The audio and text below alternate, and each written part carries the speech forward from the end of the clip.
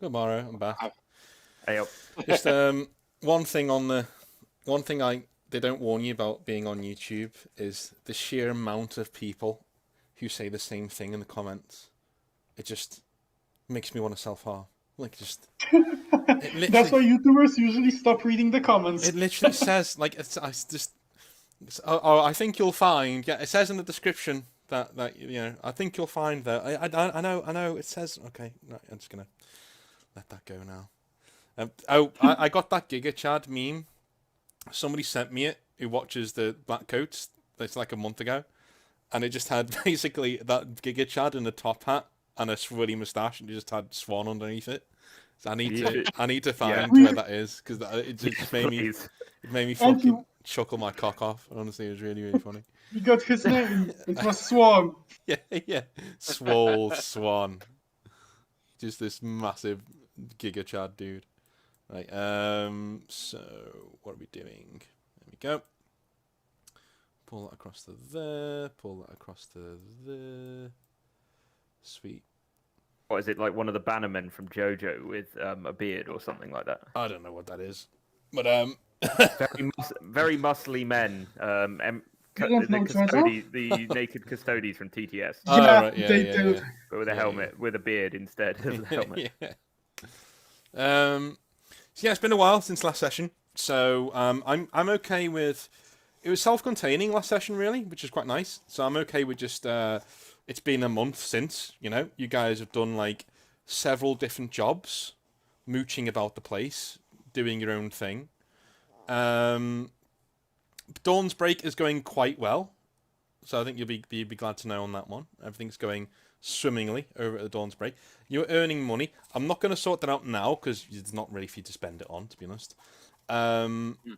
Essentially, what you have been doing is getting in a decent amount of money, keeping the place running. Let's say, like, for each week, you've got in about 500 golds. Let's call it around 2 grand. Minus, for the bar, minus like a few hundred gold for expenses and wages and things like that. How did you guys deal with the anomaly now, like, lying dead in the field in front of the farm? Like, what happened there? I thought she kind of melted when we stabbed her repeatedly with my silver knife. Oh, okay. Right. Yeah. Don't we need to bring it to one of the fancy trains which bring it to the outskirts or something? I was going to say we literally yeet it back in that fuel tank that we filled full of... I would bring it to one of the fancy trains. Oh yeah, we also have the train job, yeah. Yeah, that is coming up. You've been getting reports that Mukamuk has left the city. Like he's not been in New Corinth for a while, so he's been just wandering around out there in the driftwood somewhere. He's sorting something out. He's getting ready for something. He'll come back. He'll come back and get you when the time comes. Ah, okay. But he's probably laying the groundwork. He has left a few messages saying, "Yeah, I'm going to be out of town for a while. I'm laying the groundwork. Carry on with your business. I'll come get you when the time is right." By the way, did the farm earn anything? The farm. Are you selling stuff from the farm? I mean, yeah. I'm not just stockpiling radishes to rot. Did Muckamuck say... Oh, go on. I'm going to just do a quick roll to see how much money you got then. Probably not a lot, it's a farm. Yeah, exactly, yeah. Did Muckamuck say roughly where this train would be? No, he's not giving you any information because he doesn't want anything getting out. He doesn't want. He just told you he needs you for that job, and he wants it to be as vague as possible until you're actually there. You're getting the sense that he may actually. Sorry, somebody's calling. You're getting the sense that he may actually take you there and then immediately just like blindfold you. You got 500 gold, by the way, from your farm. How many? You said it was about 1,500 a week. How many weeks did you say it had been? 4. 4. Okay, so since we've been splitting it, we were splitting it 60-40, right? Yeah. So that's 60-40. We'll just do like 35 and 15. Yeah. Yeah. Cool. And I guess we'll split the farm, Dennis? Yeah.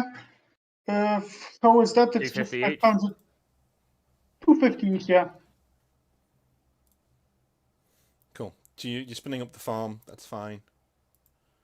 That's all good. That is all good. So I guess we're doing the break time stuff now? Mm-hmm. Yeah, so during the break, as far as I know, you guys have been doing not very much at all. Like, you guys have been recuperating. You haven't had any BLACKCOATS work. It's generally been kept on the down low, stuff has been kept away. So Swan has done his best to keep you out of the firing line. He has made sure that the library is cleared, so, you know, people aren't around, things like that. But you're still highly suspect. You know, the Redcoats know of you. They do not know of your status as Blackcoats, really, and nor does Swan want to tell them. Because, you know, the more exposure you have, the less good you are going to be at your job, essentially. So, he's instructed you to keep a low profile. But if you don't do anything out of the ordinary when you go back to the city, you should be fine. You guys, for the last couple of weeks, you've had a runner come to the farm to drop off wages and stuff, and it's normally one of Dennis's kids who goes to the bar, the dawn's break, and gets your wages and gets things like that and transports it to you. So Sangern, unfortunately, because of the heat, you've had to spend a few weeks at the farm, which is not a place you actually want to be at all. So, To be fair, they haven't managed to. We haven't been in town, so I don't. Do they actually have anyone there that they're torturing? I don't know. Do they? No, No. not yet. No. Okay. I would just like to spend most of it getting stoned. Yeah, just... I think No. Sangern takes, you know, just so he keeps up his kind of exercise regime. He's like actually like really going ham at the farming, just so he has. Yeah, something to I do. got that. I had that thought in my head of Yeah. him, it's like with a pitchfork. It's like If Dennis shoveling can hay. go back to the city, he like sneak out with Ken to try to teach him the magic stuff. Okay. If you That's want to get horrible. back into the city, you can only assume that Swan will have people out looking for you, and they will remove you if need be. He doesn't want you in the city right now, so you can. Oh, I can just disguise myself. Yeah, you can. Roll. Let's do some rolls actually. Where did Right. Ken Right, go this is anyway? Ken's this with is an you. RPG. We roll things. Everyone's Okay. everyone's with you. Ken's with you. Fair enough. If wherever you go, he goes. Essentially. Fair enough. You just have to shake the bottle. Ken has seen. I did make a note of this. Ken has seen deer. You know, very malnourished looking deer just hopping around places. And Dennis, he will say to you one day, like, hey, you realise I'm the size just to make you guys comfortable, right? Like, I'm not really, you know. I mean, I could get some meat. I noticed, like, a lot of you guys don't have any meat. I could go get us some meat. Are you talking to the deer? No, he's talking to you. He's talking to you about the deer. We keep pigs here. Like there's a stable with them. Yeah. This is a farm. Mm. Ken. Yeah, but I know, but the kids malnourished. Like when they come back from the city, don't you want them to have like steaks and stuff? And Yeah, that's where we keep the pigs. I'd be Oh. up for that, man. hey, I could get more than that. And then you don't have to slaughter the pigs. I speak to the pigs; they're quite nice. Wait, you can speak to pigs? Can you speak to horses too? I could try. Listen, Ken, I'm not here with the spirit business, but at least usually when you try to help us something else, want payment for something. So what do you want for the meat first? He just He's one of his forelegs comes up, and you swear it looks like a tipping back a glass gesture into his mouth. Well, Ken, you have to understand one very important thing. Uh-huh. Alcohol is quite a little bit more expensive than meat. He's not gonna. He computes that, but he's not gonna say anything besides. Yeah. I mean, to be fair, alcohol's more expensive than meat, but it's not more expensive than livestock. That's true. Livestock is Well- pretty expensive. I guess. I mean, Ken, if you want, we can go out hunting together, but... Fantastic. As far So he starts like he doubles in size immediately, and then trebles in size, then quadruples in size, and he's rapidly swelling no. to the point where he's getting to the point of like a horse size. Is this I'm gonna something- ride. Can I ride him? Can I just ask him if I can ride him? I'm gonna ride Ken into battle. He says, I'm not sure that's a good idea. I don't like things being behind me. You can hold me with your stuff, and I can hold a weapon or something. He just Oh. I mean, he just the says horses will be spooked if I bring it with me, and you're this big. How big would you like me to go? How big? How big can you get? He literally says, I don't know. Like literally, like he's never contemplated it before. He just says, I don't know. Okay, let's go outside and we can check first. But let's do it at night, okay? Can't do it now. No, because you're a giant spider, people will be scared, goddammit. Oh, And at night they won't see you that well. You can just say it was a ghost or something. okay. He shrinks back down to normal size. He just. Wait, can you teach me how to do that? Like the shrinking, growing thing? That depends. Are you an interdimensional arachnid? Will I be able to do it if I drink the blood of an interdimensional arachnid? I'm a vampire. He just you can't tell he's a spider, but he swivels his entire body around like he just looks straight at you, and he says, "That course of action would be inadvisable." I mean, people drink vampire blood to get magic. He doesn't say anything else. Let's just say, do you know anyone who would teach me magic? You know, blackcoats don't exactly want to teach it to vampires, but I got a hunch lately.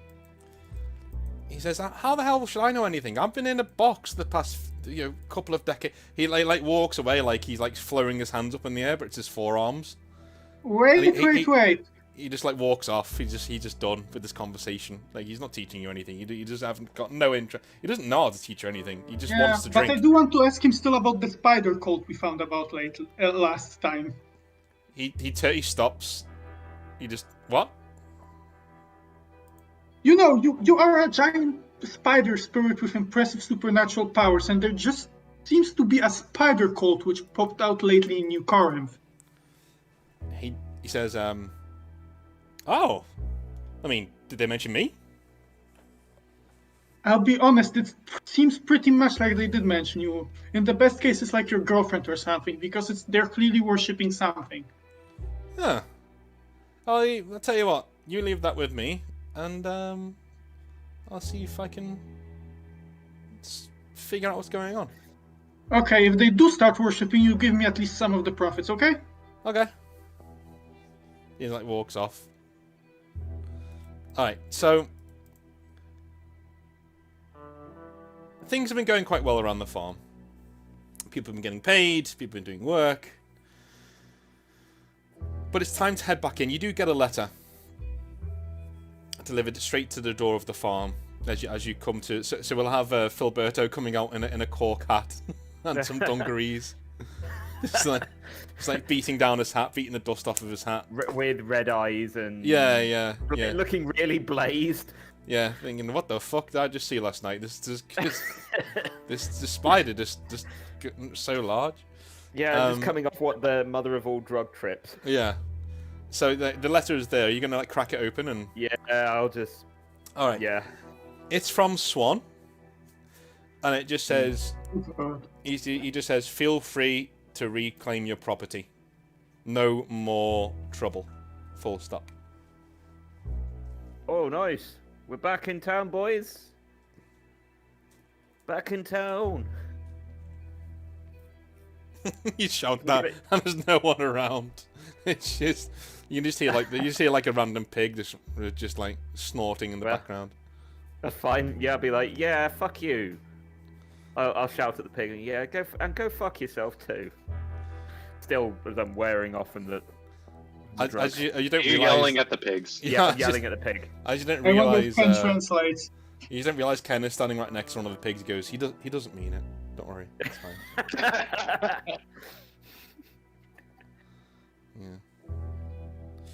Yeah. So, are you literally gonna walk back to town now for a bit? You're just gonna just leave? No, I'll wait. I'll Say, wait.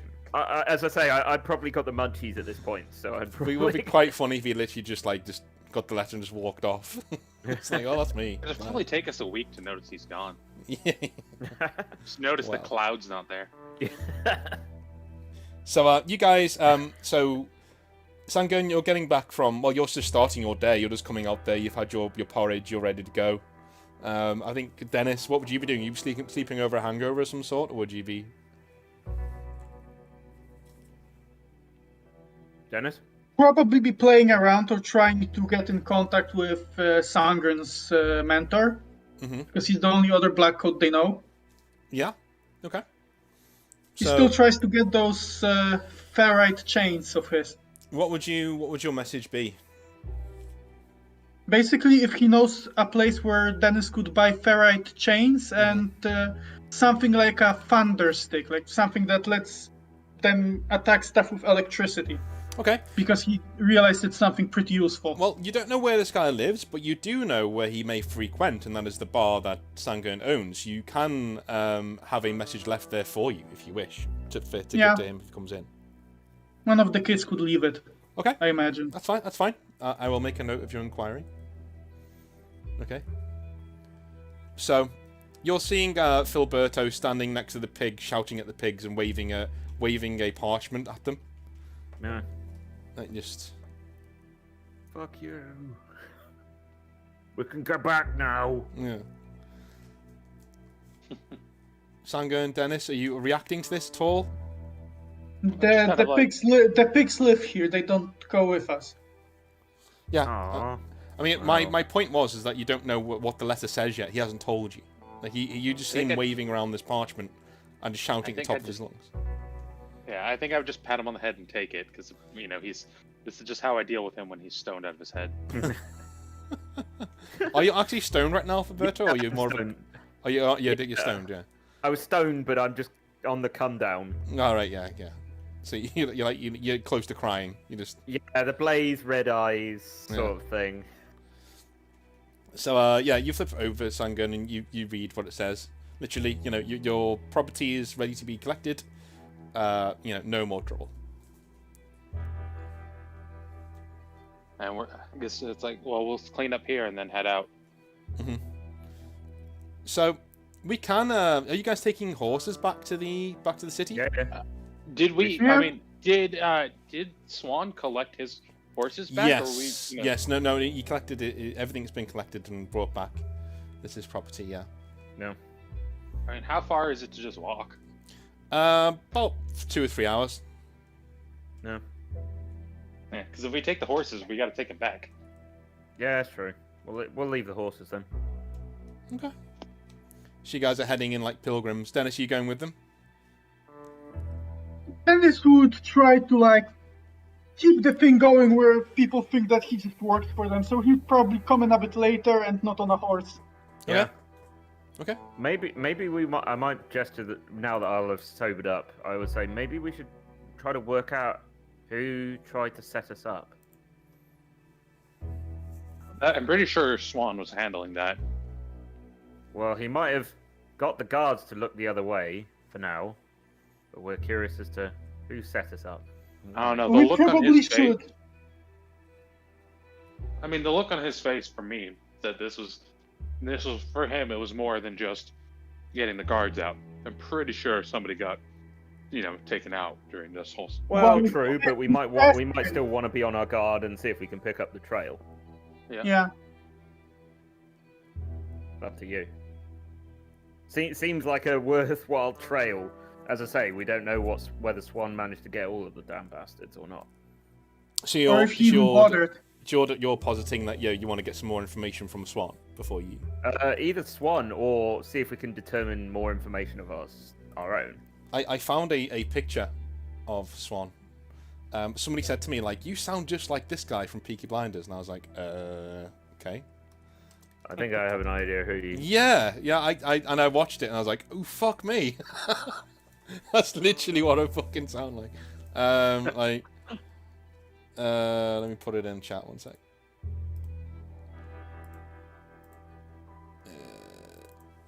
Yeah, that's literally Swan. That's literally what I had in my head. Like when he walked on screen, I was like, fucking what has happened? There's like Twilight Zone moment. So I literally never seen Peaky Blinders. I was like, what the? Well, I'd seen like the latest season because I didn't catch up on any of it, and this guy obviously is not in that season anymore. Spoilers. So yeah, when I went back and watched it, I was like, oh my fucking god! It's like he just popped out of BLACKCOATS. That's literally what he looks like. Just turn up the ends of the moustache a little bit, and you've got literally Sam Neill in a bowler hat. Yeah, so that is what I'm going in from now on. That is canon Swan. So yeah, you guys head back. What building are you guys going to in New Corinth? So New Corinth, as you're walking towards it, it sort of looks like a run-down medieval Constantinople with lots of crenellated towers and battlements and huge port districts, and it's actually where the inland is actually going uphill, so you're actually overlooking the city as you walk into it. And you can see the Anvain Port District right on the other side of the city, and it makes you physically tired just looking at that walk, thinking, yeah, that's going to be a long, long way. But you can smell the city before you see it. The smell of sweat, piss, and not a little bit of smoke. We're home. Yeah. Home sweet home. So the guards don't stop you on the way in. They don't care. They're just like, yeah, I'm just waving you through. In you go. They're not at war or anything, so in you go. And New Corinth obviously is known as the armpit of the Dominion. It is the place where all of the deals that are ratified in the capital, in Fel Harrow, are made here first in chagga dens and brothels and bars and opium pits. So, what you have two holdings here. You have the Dawn's Break, which is your bar, which is on the far northern side of the city, into the sea basically, and you have the library, which is not very far away from there. Which ones are you going to first? I was going to go to the library, see Okay. what's been tampered with. Yep. You want to go check on all of your gear? Yeah. Yep. All right. Are you guys going to go with him? He would probably walk around the city with his hobo act or drug addict act and just listen to conversations to see Yeah. if there's any fancy rumors going around. Alrighty. And Sangun, what are you doing?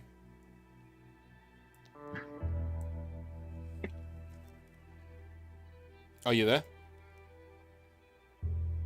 We've lost Sangun, it sounds like. Have we lost Sangun? Oh yeah, we lost Sangun. Unless he's back now. Yeah. There we go. Yeah. There we go. Can you hear now? Oh no, I just stopped listening to me. Anyways, yeah, I'm heading to the library as well, just kind of, see what kind of mess has been made and tidy up. Cool. So I'll go with Dennis for now. So Dennis, as you're walking around, you hear that there are 2 more games left in the handball season. All right, before the playoffs. There's 2 more games left. The Anvain Blues, which are your local team, are around 4 points away from securing their place in the playoffs. So there's a big clamour going on right now. The Fel Harrow Royals are visiting today, and they will be playing in the local stadium. So there's a lot of people running around trying to get tickets, and a lot of people who are placing bets, and a lot of people getting very raucous supporting their team, wearing the blue and white of the Anvain Blues. Aside from that, the murders have caused quite a stir, and the suspects that you can make out, a lot of the wanted posters look somewhat like you guys, but you can tell that there have been some Blackcoat intelligence going on here, because they got a good hard look at you, and some of them aren't even the same race as you. They look kind of like you, but they're not the same race. So I'm going to leave that social commentary where it is. That the police have changed the race of some of these people to make it seem more applicable to people who are in power. So yeah, that's what you're finding out right now. So there's an investigation going on, but from what you can tell from your Blackcoat intuition, it's going nowhere. It's going nowhere. And it's going nowhere because the Blackcoats don't want it to go anywhere. You seem to think that you're being followed more than once when you're walking around the city, Dennis. But a lot of these guys... Someone's following me. Yeah, but a lot of the guys you're seeing are people that you recognize as other Blackcoat agents who are just keeping tabs, keeping the distance. They're not looking at you. They're not coming to stop you. They're just having a look, seeing what you're doing. Okay, I would definitely go talk to them. Okay. So you're gonna just approach one of them straight up. Yes. All right. He immediately goes back to his stall and starts like looking at the stall. So he's gonna make you talk to him first. Are we having fun, aren't we? And he says, he looks quite a large man. He's about 6'4", and he's wearing just a normal trench coat, brown, with hose and good boots on. But he's got his fingers in his belt, and you can see that there are two sidearms freely showing. Two revolvers freely showing under his coat. And he says, "Yeah, just checking some cloth for the missus, You're doing a pretty shitty job of tailing someone when they notice so easily. Drop the act. How do you know we didn't want you to notice? You tailed me, so I would notice. If you wanted to talk to me, you could just approach. You are of interest to the Chamber Vigilance, my friend. All of you are of serious interest. The Chamber Vigilance. That's why you don't come in on the front door or just talk normally. Right. You can believe me or not when I tell you this. If we didn't want you to see us following you, you wouldn't. Okay, I guess that was a test or something. I don't know as you know, but as far as I know, Blackcoat regulations, I'm kinda trapped in Chamber's hunger. Like, there's not much, like, or did regulation change something? Do vampires now get to be in other chambers? Very rare for them to be in other chambers. It can happen though. This guy isn't though. You can tell straight away he's not. You can tell though that there are one or two of the other agents that they're not threatening, but they've moved behind you. Okay, let's talk about this. Do you have some sort of superior I could talk to privately? Privately as in, I'm the only one talking to them and you stand outside the door? He looks at you quizzically and then says, "We're conversing right now, are we not?" Yeah, but they're Blackcoat agents, so they're like not full Blackcoats, right? No, you don't know. A Blackcoat would not wear their colours openly if they don't have to. Okay. Let's say this is just the type of conversation I don't want multiple people to hear. So, could a few other people, like this is Chamber Vigilance? I presume there's like 10 of you watching me. Could you be so nice to talk one-to-one? He just thinks for a while. He purses his top lip and goes, "Fair enough." He claps 3 times. The market stops. Like all of them stop around you. And they just walk off. They walk away. About 150 people just walk away. Like they stream into buildings, into alleyways, down the street. They're gone. You're completely on your own with these 3 agents. And within a few minutes, he says, "What was it you wished to tell us?" I certainly am interested in joining your chamber, but as you know, there's usual regulation which prevents vampires from being taught sorceries and magic when there are Blackcoats. And the only real thing I would have to gain from joining you is if I was taught that. He says, "So you wish to join the Chamber of Vigilance?" Sure, if you teach me magic. He looks at the people over his shoulder, and you can tell he's smiling at them, and they're smiling at him. And he says, "Not really something we deal with, my boy. We more police when magic is not being used for the best ends of the state, which is almost all of the time." Don't all chambers, to some extent, have magicians among them? He says he nods and says, "To catch others, yes, yes." Yeah, and I'm a Blackcoat. I'm also want to catch them. He nods and says, "I'll relay your request to others of my kind. But just know, when you're in this city, we will be watching." Yeah, okay, just be less obvious about it, okay? I don't mind being tailed when I don't know, because like then I don't know, okay? He nods and says, "We wanted to get your attention this time. Next time, we won't." And he smiles. Thanks. Have a nice day. He claps again, and everyone starts streaming back into the market, and you can freely disappear, and they won't follow you into the, or at least from what you can see, they're not following you, but others maybe. Right, so we're back at the library. Well, I've noticed that anyone's following me. You have, but you know this is standard procedure when a Blackcoat's been naughty. And so, like, you got no reason. I would say, wouldn't you say Filberto's not as combative as Dennis? Like, he's not just going to turn around and be like, "Why are you following me?" You know, sort of thing, you know? He's going to be... No. So, yeah, you're pretty used to this. Would even recognise the people who are following Probably, me. yeah. A few of them have even given you, like, a little few hand signals, and you can be having full-on conversations as you've been walking down the road without anyone ever seeing it, you know? Like, you know, "Hi, Dave, how's the kids?" You know, the sort of thing, just with one hand. Pretty much, yeah. I'm also pretty sure Filiberto has been in trouble a lot of times. Oh, and yeah. ended up being followed a lot of times. Yeah. You know, this is like Sanger knows it's what's supposed to happen, but it's a little awkward for him. He's basically the black sheep of the Chamber Vigilance. Yeah, he's Not that bad. yeah. Well, you know, I mean, you know, Swan is also Chamber Vigilance, and he's not been happy with you, has he? Let's be honest. No. So you guys get to the library, and what are you looking for when you head in there? It's open. You can open the door. It's a bit dusty in there because it's not been lived in. It's very cold because winter's on the way now. What else are you looking for? I wanted to see if they trashed the alchemy lab.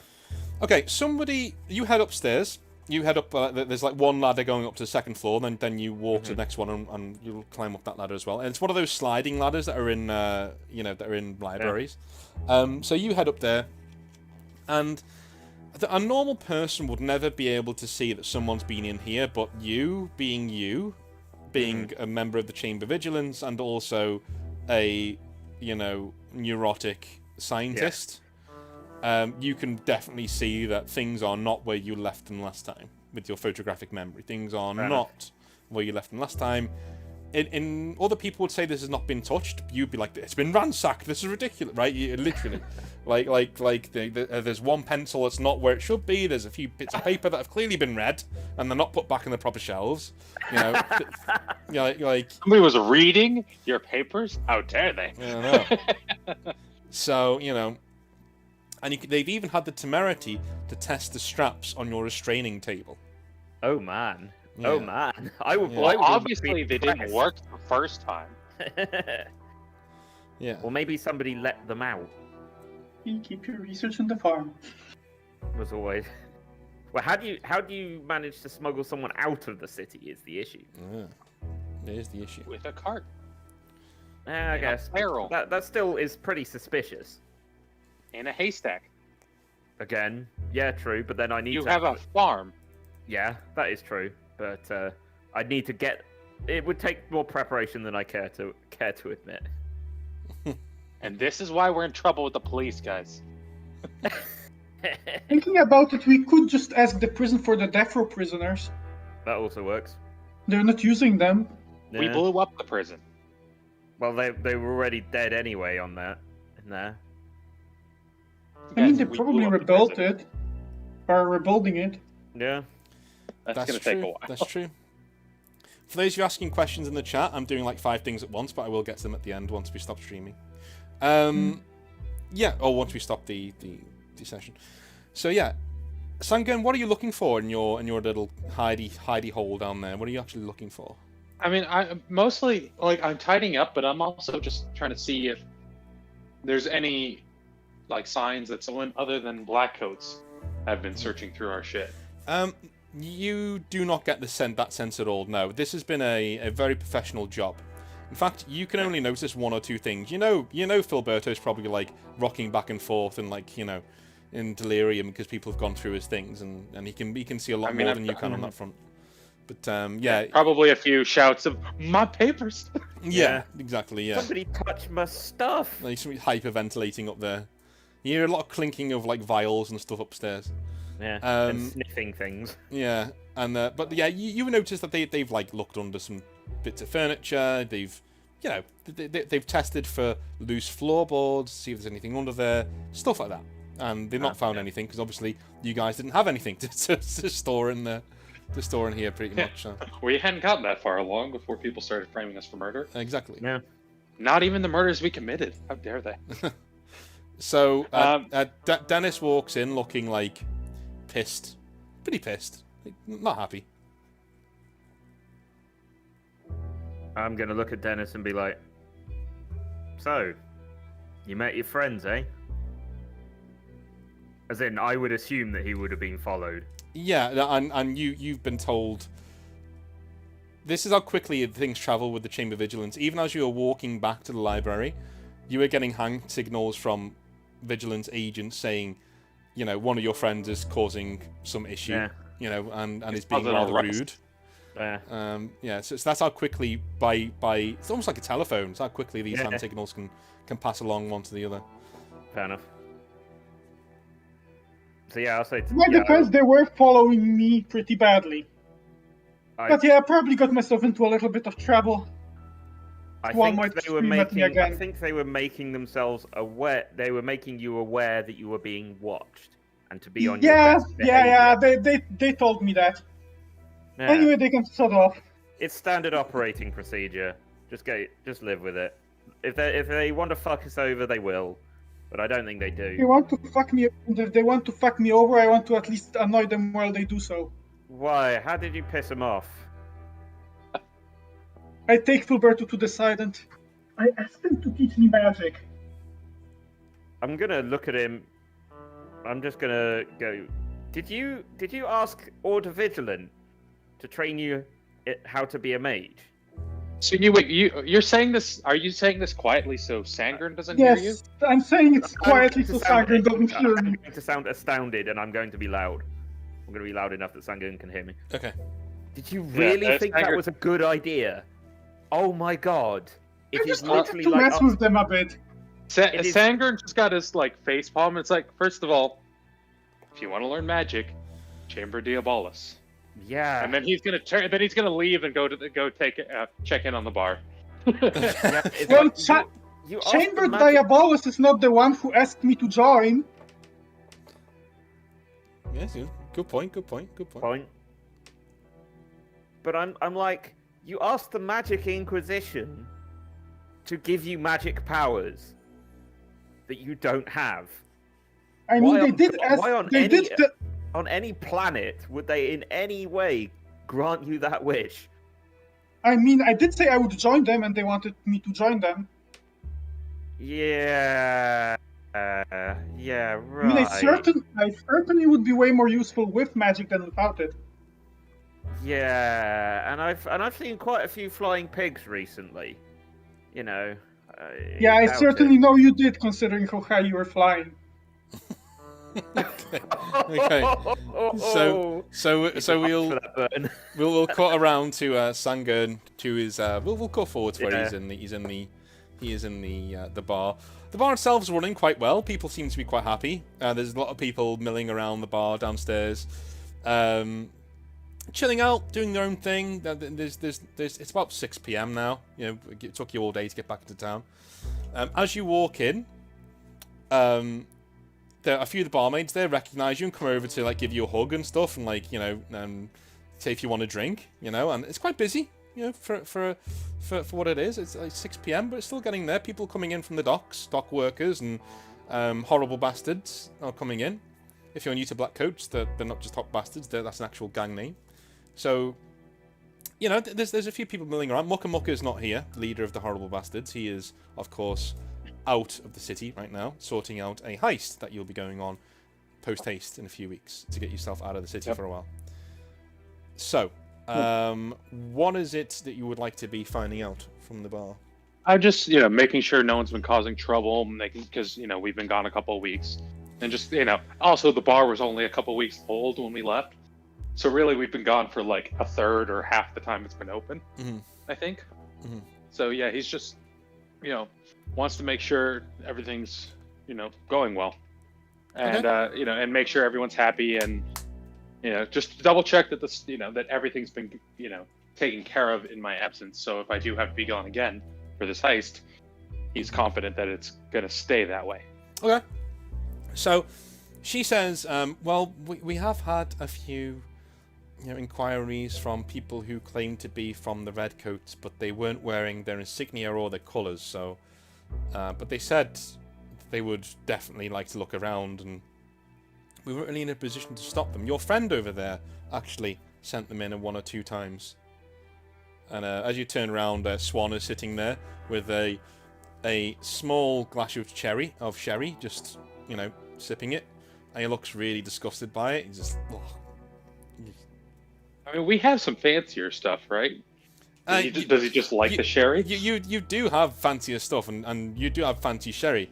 But you can only imagine that, he's not really used to drinking in a dive bar on the end of a... less about the drink and more about the environment for him. Yeah, or maybe it is the drink. I don't know. Maybe he's just used to better vintages than what you have. What you can afford. Yeah, so I'll just kind of nod towards I'm aware of him. If he needs anything, he's just don't stay out of his way. Let him do his work. He just says, on that subject, I need you, and he kicks out the stool out opposite him. And I'll just kind of like pat her on the shoulder. It's like, don't worry about it at all. Yeah. You just keep up the good work, and then I'll kind of dismiss her and head over to sit. He sips from his sherry again, and he just shakes his head and goes, truly fucking disgusting. And he puts it down and just smooths down his moustache and says, where are the other 2? They're back at the library getting settled in, and apparently making friends. Because I'm assuming he's heard already. Yeah. He says, one of your people caused quite a stir over among my colleagues. Yes, I think he's with the kind of creatures we've been facing lately. He wants to expand his repertoire, so to speak. He just nods and says, listen, you seem the more sane option. Sorry. Understatement of the year. Of this okay. Sanger doesn't burst out laughing. of this trio. I have Sanger got you clear of the Redcoats for now, but I need you to stay out of trouble. And when I say stay, I mean clear. Well, clear. You will not fart without me hearing of it. Do you understand? Of course.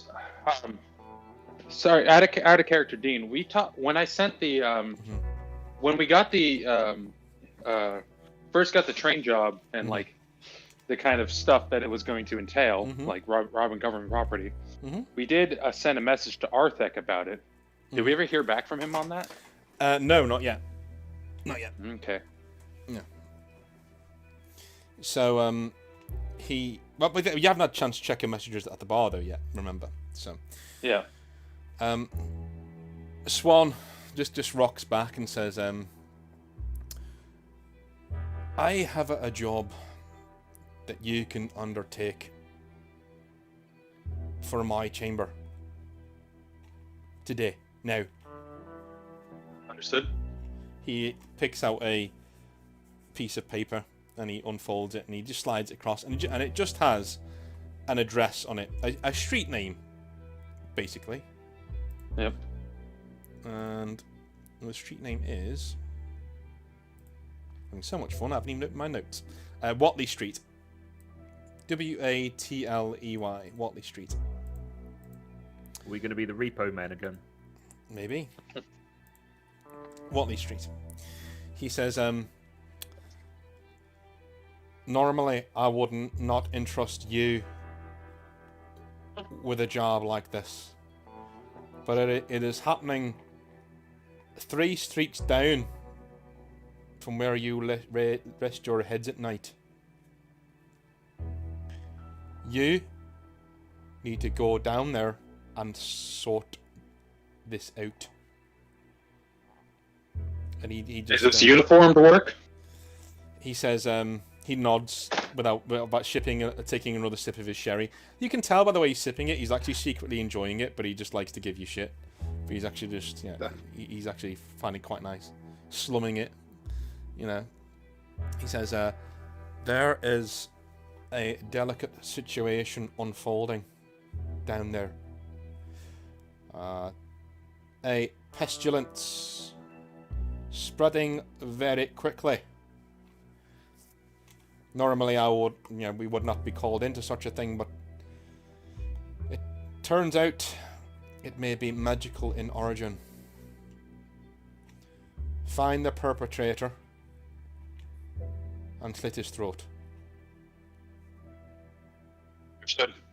And if he looks like he's finished, Mm-hmm. then I'm gonna just nod and then pretty much just let the bar staff know I'm leaving and head out immediately. Okay. She's not going to check your letters or messages or anything like that while he's there? I'll probably take them with me as I go. Mm-hmm. Okay. Check them on the way. Okay. So checking you on the way, there is actually a letter from Arthur, which you got back. Remind me of the... I didn't make a note of this. Remind me, what did you ask him last time? So when we were going over the details of the train job, it's robbing government stuff. So while we were encouraged to, take part in the underworld and stuff, actively sabotaging government efforts was, we weren't quite sure where that fell in there. Mm-hmm. So we basically said, this is what the job is. Mm-hmm. How do you want us to proceed? Because we don't want to actually make an enemy of the government for our cover IDs. Okay, so he has sent you back a letter. It's a very short one. It says, acknowledged, full stop. Tread, full stop. Carefully, full stop. And that's it. So it's not a no. Basically, he's... Yeah. It's a don't get caught. Yeah. All right. That's pretty much what I wanted to know. Because if it was something that we needed to not be doing, I wanted to make sure that, Yeah. He's Blackcoats weren't going to come after us for it. If they know you did it, then they wouldn't be very happy with you, no. But, Blackcoats have been known to do worse than this, and no one ever finds out, because that's how they're trained. Yeah. Right? Yeah. We're also still kind of younger Blackcoats, so figure. Yeah. Let's ask our parents before we go out to play. Yeah. So you head back to the library. Are you going to let the guys in on the plan about what's going on? Yes, and I'm going to be very specific that we need to tread very, very lightly. And because Swan is not terribly pleased with us, it said in the way that you understate something to make it an emphasis, So, on the bit of paper he's actually given you, you are to meet a guy called Kydus Thorn, who is a Blackcoat of the Chamber Diabolus, and he will be your guy, basically your handler on the job. So it seems like you guys aren't being entirely trusted to run your own operations anymore, or maybe you're on probation, something like that. I don't know. We'll see. But this guy called Kydus Thorn, he's a Blackcoat of the Chamber Diabolus. You are to wear the black. Okay, no one is to get in your way. Nope. But aside from that, you have an address, you have a name, you have a disease, and that is about it. So I think I'll take all of my weapons except the Gatling gun. Mm-hmm. That's probably not great for He's turning slowing off the to spread of disease. disease quarantine with a fucking Gatling gun strapped to it. Right. But I I think probably this have the mask. prevention stuff Hmm? for Blackcoats, because this honestly seems like they're sending us into a plague zone to kill us off. I mean, if they wanted to kill us off, they'd have done it already. So Yeah, you boys? no. They want to send us in because they don't want their own guys to die, but they want the job done, as in that sense. Well, probably not. You're probably not terribly wrong, but also, it's a job that needs doing. Are you either of you wearing anything that could be sealed? Because maybe we don't want to be. Well, How susceptible are vampires and nightkin to human-born diseases? You're pretty. This is magical, though. Yeah. Again, yeah. You're pretty immune. The more virulent stuff you'll get, like this setting's bubonic plague, you'll probably get. It's just terrible. But apart from that, like if it's magical, you don't know. They're all better off, essentially. Yeah. So what I'm hoping is if it's spreading like a plague, that Filiberto might be able to help us, suit up in a way that'll keep us safer. Mm-hmm. So, you do get the sense that if they were trying to kill you off, he wouldn't have told you it was magical in Origin, and there wouldn't be another black coat there waiting for you. Yeah, because they don't want to kill other guys if they're trying to kill us. Yeah. Like, we're more expendable, but they also do want us to get this job done. Mm-hmm. Yeah. Don't care if we die after, probably. Well, Filiberto should probably wait outside, considering he's human, and maybe prepare some protective equipment for us first. Mm-hmm. At least quickly. Okay. Yeah. Alright, so you're just fucking with random people on the street at this point. Yes. They pushed you off to that extent. It's like... Okay, so Filiberto, they have requested that you make some sort of gas mask apparatus or something like that. Are you capable of doing that, would you say? Yeah, sure, because I've already got one. Given that my outfit is already like the witch doctor's. So you've got outfits. one. So I've got one, so I could probably knock up a few, given a few hours. I'm not even going to make you roll for that. Yeah, you can do that. I might have one that might work already, but it's a case of might fashion it into a full goggle set. With goggles, so it obscures your face, because I might have just had like the equivalent of like N95 masks or something. Cool. Like that. So you guys are wearing those. Are you guys going to head over there now, or are you going to wait till morning? I think we head over now. It did not sound like we had. We were going to be allowed to wait. Okay. Yeah. So the rain, a bit of rain has started. We're getting into winter now. The streets are pretty quiet because there is a handball game going on. And you can actually hear the stadium noise from kind of nearby, and you can actually hear people cheering and shouting and screaming. But you're moving away from that. You're going towards Watley Street, which is a working class style Victorian England, council house estate kind of place. Cobbled streets, all the houses bunched together. And as you round the corner, are you wearing your masks just to make sure that you're? I will be. Or like. Yeah, I mean, we wouldn't have left there with them, but we would have found a corner to, don our full black coat. As you walk around the streets, you've been told to wear the black even throughout the entire mission. So I'm guessing you're wearing them as you leave the. But you get a bit away from the library and then you put them on. I'm guessing. So once you're Direction. Yeah.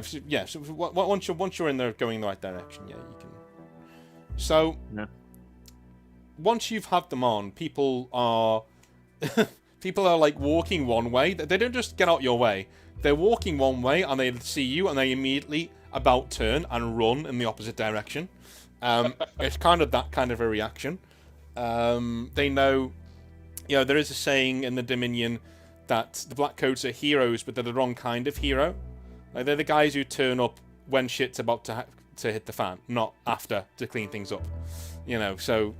You being there is basically it being, something really terrible is going on. we need to leave. So we need to be elsewhere Yeah. immediately. So people are just leaving. They're just getting the hell out of Dodge. As you walk around into Watley Street, you can actually see the redcoats have cordoned off the street at both ends, and they are, they're not letting anyone pass. There are a few people who are trying to get in to see their loved ones, things like that, and you can actually see that there is a tent, an open-air tent set up in the middle of the street, where you can see another blackcoat just ordering people around, like medics and things, and doctors. Are you going to approach the redcoats who are manning the street? No, I think we go straight to the other black coat. You said You're just going to go straight past them. Well, there is a cordon, you see. You have to get through it. That's what I'm saying. So they're going to have to let you through. But as you walk up to them, you don't need to do anything. They literally see you coming, and they automatically open the cordon for you to go through. And the passers-by are now suddenly not interested in this street at all. They back off because they've just seen a bunch of blackcoats wearing fucking plague masks walk past. So they are nope, out of here. Grandma Susie can fend for herself. Goodbye. And they're gone. The cordon's closed behind you, and you head on in. You realise that the other blackcoat is not wearing such a mask.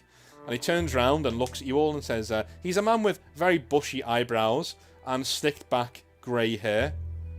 And he basically looks like a thinner version of Ian Holm in From Hell. Thinner version of that. And he looks to you and says, oh, fuck me, they said they were sending some people wet behind the ears. Take off those ridiculous masks, boys. But this is my normal outfit. Why? Regardless. You look like a witch doctor. That is my. We cause enough fear as it is. Just take off the masks. I'll swap to my regular mask. Fair enough. I ask him if he's the one who's gonna enter the epicenter of the disease. He says, well, I've recently arrived here myself and was taking in the situation. Seems like the pestilence is magical in dimension, to be honest. I'm not seeing any buboes, I'm not seeing any pus, any coughing, anything. It is an insanity plague rather than a physical plague. Yeah, the mask is certainly not gonna do any harm. He just shrugs. So no need to be overbearing. He says, are you the one who is giving my colleagues a hard time today? Because you are the strong one. He points to Sangur and says, you are obviously the clever / special one. To Filberto, and then he points to Dennis, and from what I hear, you're the fucking idiot. That's exactly what I want you to be thinking. He says... Do you say that out loud? He says, well, congratulations, my boy. Everybody who meets you is. And you see, turns around and says, we need to get to the root of this problem. I need you three to go from house to house, patient to patient, and gather me information. Give me leads. I will be here running tests on the patients. Agreed? Told to slit throats. He says... That's what Swan told us to do. He says, when we find the people responsible, yes, I will unleash your rather large friend here upon their person. But unless we get to that point today, this entire street may be finished, and this entire district may be finished, and I do believe this is the district in which you live. So if you wouldn't mind cracking on with it, that would be fantastic. I'm just gonna kind of like, let's move. And then he's gonna like kind of pull the other two along. Oh, not like drag, but like hands in the back, like, let's move before we cause any more trouble. Okay. Yeah. You guys have seen this look on Sandgren before, it's damage control. Every week we see this look from Sangomri. Okay. More than once a week, usually. There is hundreds of chamber vigilant operatives here, and they just sent 3 of us, so this situation clearly is not that dire, or they're trying to fuck us over. Who knows? But they could be trying to control how many people get it. I mean, you don't want to send everybody to a quarantine zone. Basically, if we go mad, the 100, if they send someone in to go mad, they should be able to handle us. Exactly. If they lose you, it's no big deal, and you're still Blackcoats at the end of the day. You know what I mean? It's not like you're going to try and do your jobs. I'm going to ask the guy. Do you know when the first case was reported? He says he's taking notes in his notepad and says 2 days ago, by all accounts, somebody started raving at one of their bedroom walls. And do they all seem to be showing the same pattern of behaviour? Indeed. I suggest you talk to some of the patients and see what they say. Nothing Sure. better than first-hand experience, my boy, as you know. Mm-hmm. What's your prognosis? Prognosis is it is either an info hazard, as in a sign or something like that is driving people insane, or something else entirely. Are they all from? Do you know if they're all from this area? Or They all live on the street, yes. Interesting. Okay. Was there anyone in charge? Who's the guard commander? Might want to have a chat with as well. That'd be Corporal Price. I think you passed him on the way in, and he shot himself when he saw your mask. So well done on that one. Well, we got to keep up some form of anonymity. There is a rumble around the place, like almost in the ground and in the buildings, and it sort of shakes the tent. The fuck was that? I think it's. What was that? Did you feel that rumble? Feel what? There was a rumble. Did you feel the rumbling? What? No? No? Listen, I don't really have time for this. Can we please move on with what we're here to do? Thank you. Yep. Thank you. All right. I think we head off. Did Dennis and I feel the rumbling, or was it just Filiberto? Yeah, you guys felt the rumbling, yeah. As we leave, I'm gonna turn to Filiberto. I felt it. Could we figure out where it came from, like a general direction? Not really. Like it just happened. It's in a weird way. It wasn't like it was shaking the earth. It was like it was the world shaking. Like everything around you was shaking. It's almost like if you've played Cyberpunk when the relic is malfunctioning. Like, it's kind of like that. Oh. It's like the whole place. So the madness is affecting us basically, for what I would guess from that. Maybe. Can I use my wound sensing on any of the sick, considering? Yeah, you want to go check out some people who've got this? It's cool. Yeah, check the wound sensing. Yeah. Okay. Yeah. I'm gonna ask Filiberto because, if it has to do with a symbol, I think it's better. It probably wouldn't be terrible if we had at least one copy of the symbol that we used against the other symbol. I'd have kept that in my journal or notebook. That's fine. So, you can get that out and start making copies. Look at that right now. I'm just gonna open it just as I'm just checking that it is where I think it is. So I am gonna look at it. So when you looked at this last time, when we had the yellow sign, this calmed you quite a lot, didn't it? It got in there. It's doing nothing right now. Like it doesn't seem to be doing anything at all. So we'll wait till we see the symbol. If there's a symbol, if we see it, then we have that ready. Yeah. Okay. And maybe we should also see if the patients respond to it. So, Dennis, you are walking around and you see a young woman, and she's lying on a stretcher that is just levered up off the floor out the rain, as somebody is checking her temperature and giving her some tonic, and basically making sure that she's comfortable. And she looks like she's staring off into the distance, and it looks like she's staring through you as you approach her. Like, what are you looking to do with this patient, considering you wanted to speak to them? Actually, to use my vampiric wound sensing to see what's wrong with them. Cool. Generally. Cool. Would you want to do? Do you want to do a blood check for me? You want to do the? Yeah, I'm gonna also burn the one stress for it to just make sure I get something. Yeah. Okay. So you're gonna do wound sensing. Okay. How did you roll again? So. Exclamation mark roll and then. So, okay. As a vampire, you're able to sense wounds in other creatures when they occur, using this information to pinpoint strikes at that area to tear down the most fearsome foes. You can always use it out of combat as well. You may roll a mind check. 3 successes are needed to target an enemy as a free action in combat or outside of combat. If this foe has suffered damage in the fight, your next attacks may... But it's basically 3 successes needed on a mind check.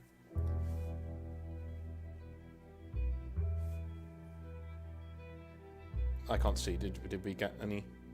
4 successes, 1 fail. Good.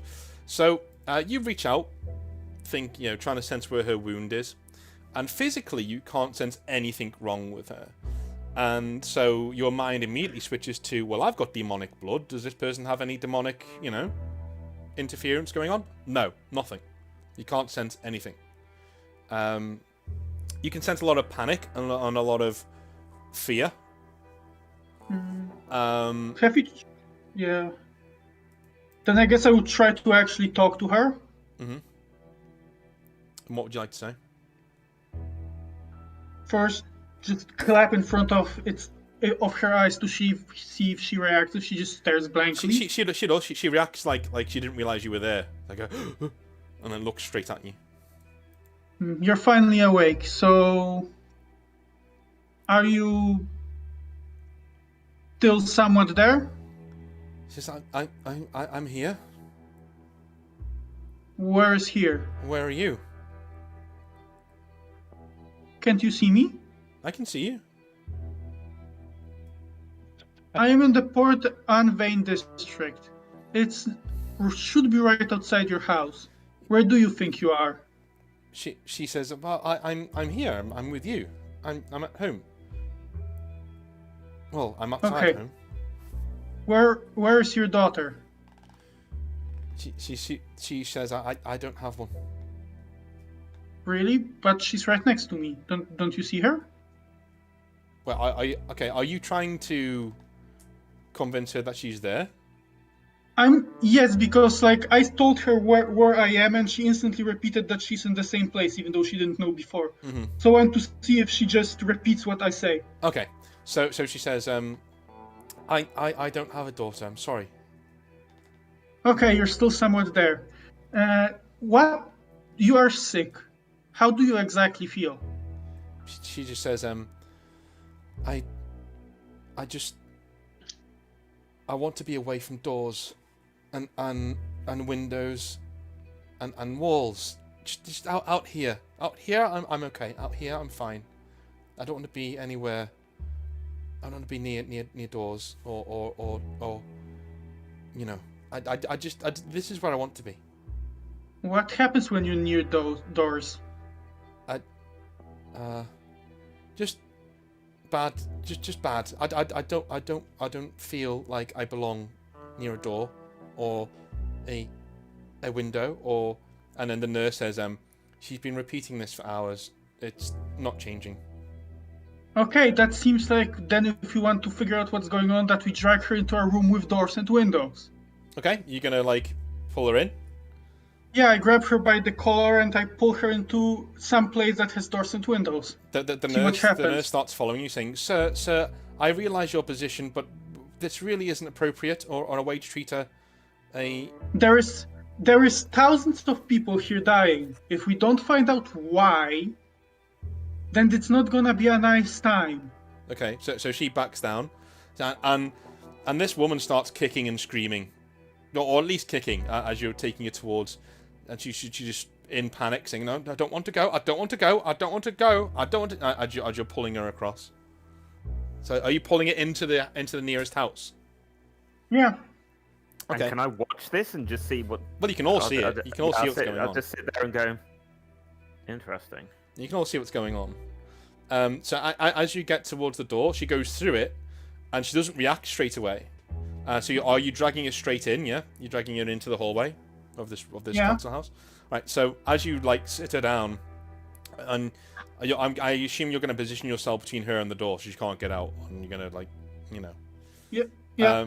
So she sits there and she starts rocking back and forth and looking around her and shivering and almost crying, and then eventually she's looking around and something catches her eye from the corner of the room, the corner of the hallway, and she starts screaming and pointing at the seam in the wall, where two walls meet, at that part of the wall, and starts backing away and backing away and backing away and crying, and she actually starts. Hey, can I stab it?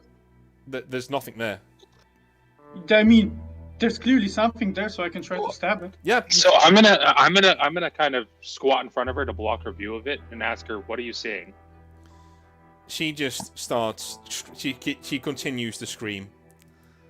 And I'm gonna like grab her face in my hands, and like force her to like look at me. Okay.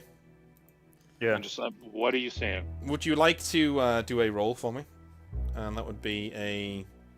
Ooh, it's going to be quite a difficult one. Let's roll on your mind and diplomacy. Mind and diplomacy, if you have any diplomacy. Okay, that's a negatory. Okay. 2 4s. Okay. So she continues to scream, and she just says he was coming out once, and she faints. She faints. I'm gonna take her. All right, I'm gonna take her back out and put her back on the stretcher. But I'm gonna look at that corner to see if I see any symbols or anything. No, there's nothing there. He was coming out. Interesting.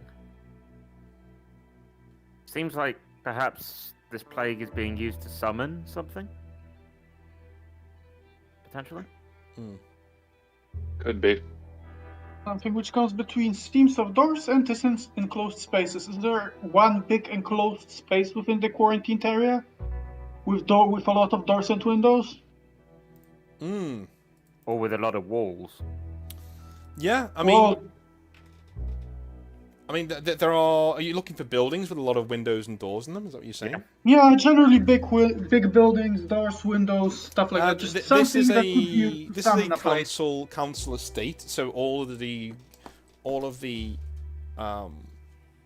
buildings are pretty much exactly the same. Yeah, exactly the same. Just the row of So houses. it's like the cookie cutter houses. Yeah. Would any of them have a basement? Not that you know of, no. They're not expensive enough to have basements. Well, that's an annoyance. So everything is the same. They're summoning something and they're using the disease to do it. Fair enough. Would they have a cupboard under the stairs or something equivalent? Yeah, there could be something like that in these houses. That's not a problem. Yeah, I'll go have a look at one of them. Okay. Yeah. So these doors are not open. So when you knock on one of the doors, an old man comes to the door. He looks about, in his 70s, and he says, "Hello," as he opens the door a little bit. You can see it's on the latch. He'll see me in full black coat regalia with the mask on. Yeah. So he says, Open up. Is there something I can do for you, sir? I paid all my taxes, and Yeah, this isn't about the taxes. This is about, well, I don't know if you can see what's going on outside right now. He says, I've heard some commotion, yes. Well, turns out there seems to be a outbreak of a particularly nasty illness, and we were wondering if you had been afflicted by this, So, or if you are feeling unwell. So, a woman comes down the stairs behind him who's a similar age, and he looks to her, and then just looks back to you. Goes, no, I've not seen anything. And she looks kind of weirded out and then walks into the other room. Do you mind if I come take a look? Of course not. And he'd let you walk in and says, would you like a cup of tea? And he closes the door and shuffles in behind you. Thank you very much, but no thank you. I'm on business. And so I will just proceed to... Do you mind if I search the property? Of course not. You may ask the lady in there if you'd like to go into her room. I've... Not my It's room. interesting. You don't seem so fazed by a man of my stature. I've seen many winters, my boy. If you were here to do me harm, you would have kicked in the door. There's nothing I could have done to stop you. That is true. However, I guess. How long... Do you know many of your neighbours? No, I don't speak to them very often. I bet on the horses and the handball, and apart from that, I generally just keep to myself. I've been bit confused of late. Confused? How? Well, of age and getting old and... You know, Confused about what? Alright, moreover. well, who I'm living with, I don't know who this lady is, and I think they put the old people here to be out of sight, as they say. Interesting. Who put you out? Who put you here? I don't know. Do you know how long you've been here? No. You don't know how long you've been here. Do you think you've been here long? It feels like I have, yes. This... Do you know what's... Okay, go on. I feel this house used to be, different. More, lively in years past. Interesting. If you don't mind, I'd like to take a sit down. And No, go ahead. he shuffles past and sits down. The woman is sitting there opposite him and doesn't really look at him, just look. Yeah. You know. And I'm gonna look at the woman and be like, "Can I have a word?" She said, yes, of course, of course. And I'll go into the kitchen or something. Oh, right, you want to get up and follow you. Yeah, Right. I wanted to. Yeah, She's I going wanted to to. get up and, she creakily walks over and says, I'm very sorry, young man. I can't seem to walk very quickly these days. And she comes in and says, is there something I can do for you? Did he offer you a beverage, a cup of tea? Yes, your hospitality is very kind, but I'm on business. So, how long have you been here? Oh, I couldn't say. Do you seem to have any aversion to going outside? Not particularly. Do you know any of the neighbors? Not really.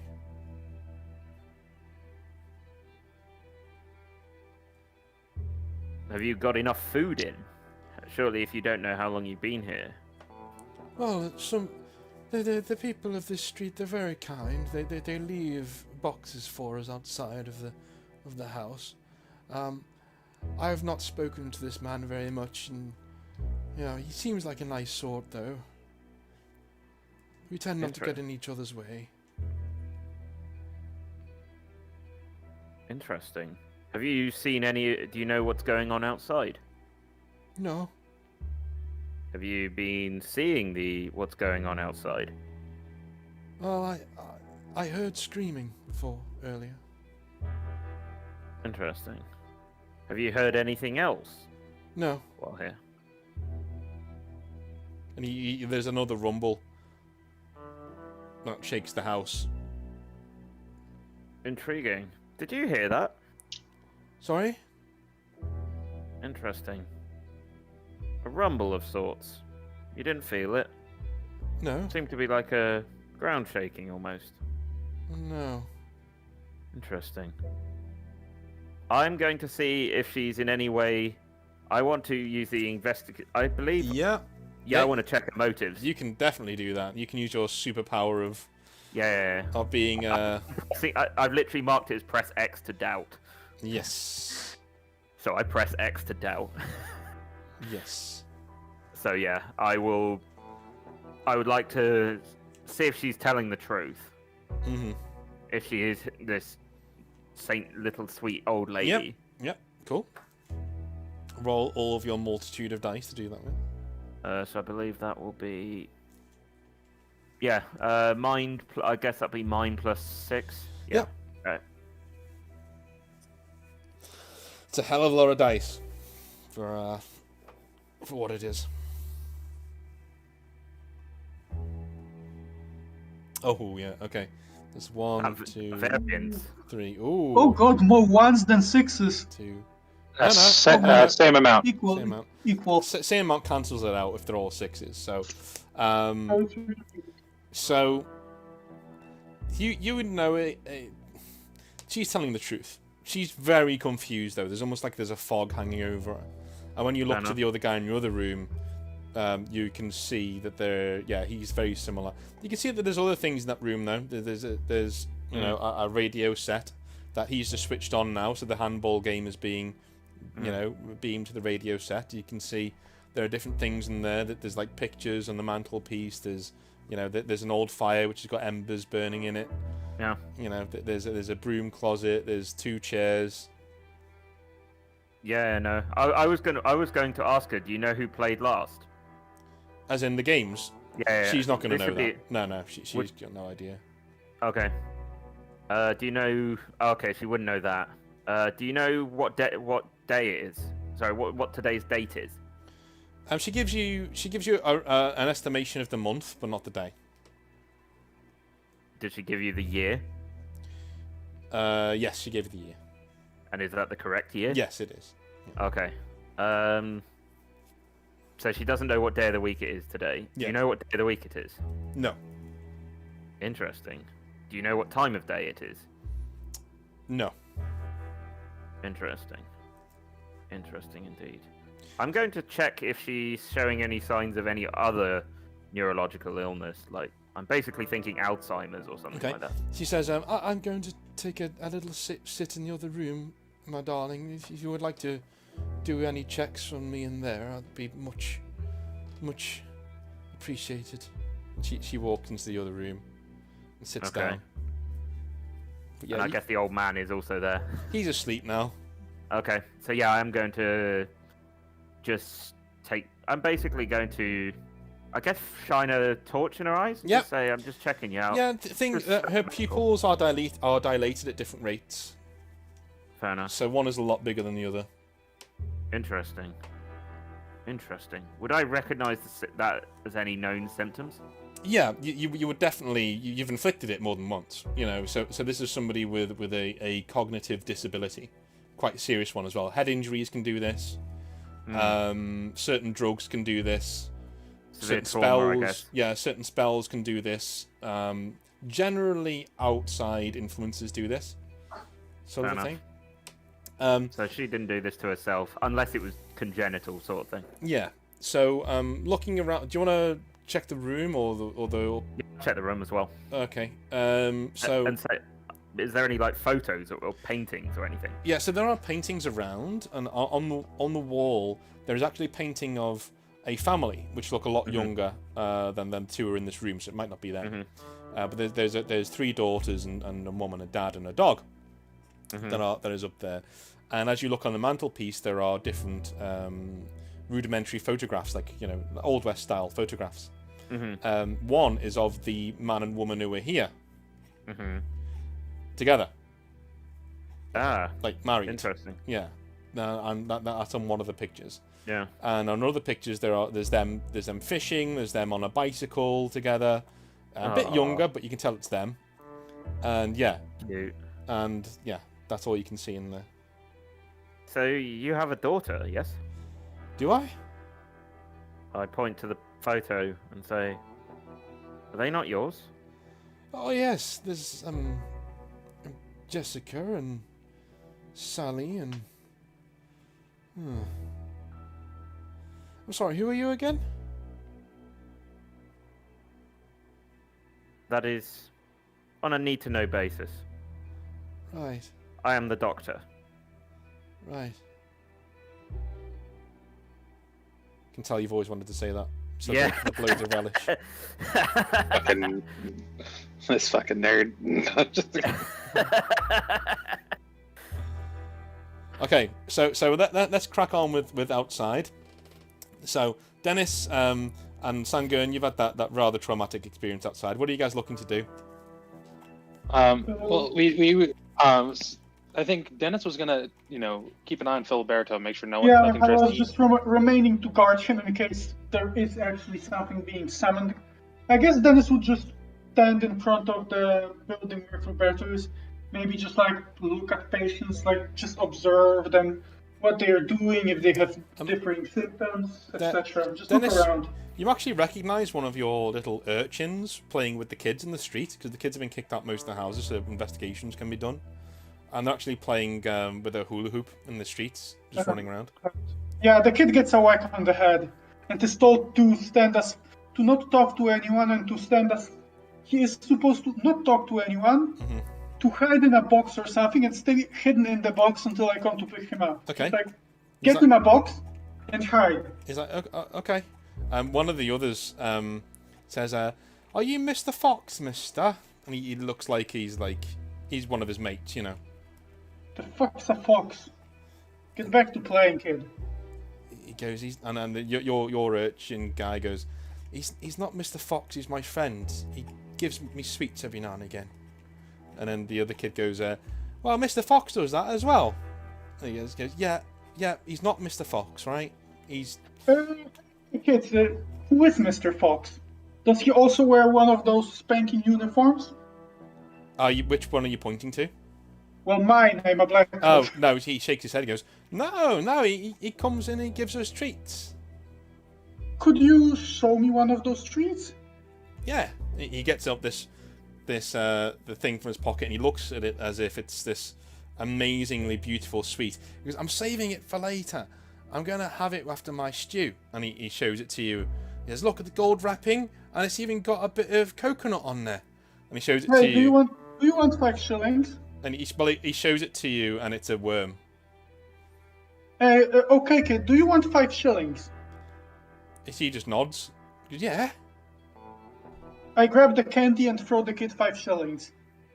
He goes, oh. And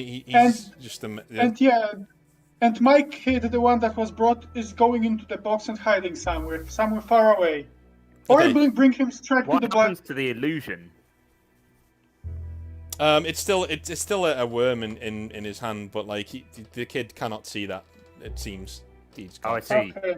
He's immune Okay. to seeing that it's a... I'm bringing that to Filberto because I presume Sangren is already far away. Wait, I would actually bring the kid that's my urchin, bring him to the main black coat and inform him. This kid is actually an informant who kind of works with us sometimes, so if you could make sure he doesn't fall over dead, would be nice. He just And nods. I'm looking He nods and blind. says, "Quite right. Even amidst all this, children should still be allowed to be children, my friend. I'll set up a tent for them over there, and I'll set some guards around it." Okay, nice. And I guess if I shout the Puffer Sangren, I would give him the worm explain that there is someone called Mr. Fox. He gives children worms to eat, and they see it as golden candy. He just looks at you like are you drunk? But then he takes the worm, and he sent a spell through his hand of fire, and he does an incantation. Almost sounds like church singing, but really low. And the worm starts screaming as it burns into cinders and then into nothing. And he just crunches it in his hands and then sniffs it and says, "It smells wrong. This isn't any kind of magic I know of." Maybe we should call the chamber them Bullicum guys, considering they're the magic experts. He nods and says, "I'll make a few inquiries. Yeah, carry on with yours." Wasn't the guy who was working with us from Chamber Diabolus? Yeah, he is. Yeah, that's why he was able to. Was the worm scream? Yeah, that's probably why the worm was screaming, because he was holding it and No. My question was, how loud was it? not very loud. Okay. It's a worm. No, fair enough. I didn't even know worms could scream. Uh-huh. All right. Demonic ones. So, Dennis, roll a check for me. I want you to roll a mind and a perception. Mind and perception, please. Okay, I don't have any perception, so just mind. The more you use things in Blackcoats, the more XP you get for them. Okay, good. So, you can see on the outside of the police cordon on one side, people seem to be walking very slowly. And when I say slowly, I mean in slow motion. Like they're walking very slowly. And the pigeons that are flying about seem to be doing so very, very slowly. It's not them walking slowly, it's Dennis speeding up or something, right? Not from when you're looking at yourself, no. You seem to be just fine. Everyone else is moving the same speed around you. Just those guys. People Just- outside the area. Yeah, if you look out, if you Can- look at the north and south end of the street, things are slowing down. So can I like check something with my devil blood? Sure. So that would be mind plus devil blood, right? Mm-hmm. Mind and devil blood. Okay, don't sense anything. I die from wizard magic. So yeah, I would like you to take. That would be 8 points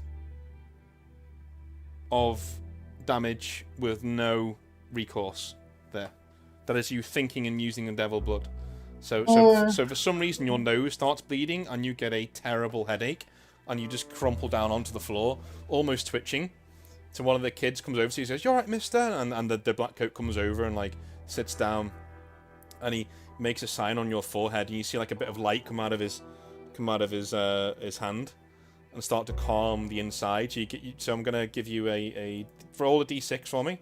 That's how many hit points you get back from 1d6. 6. You get 5 hit points back. Okay, so I only lost 3. 3, yeah. That's livable. I'm 14. Yeah.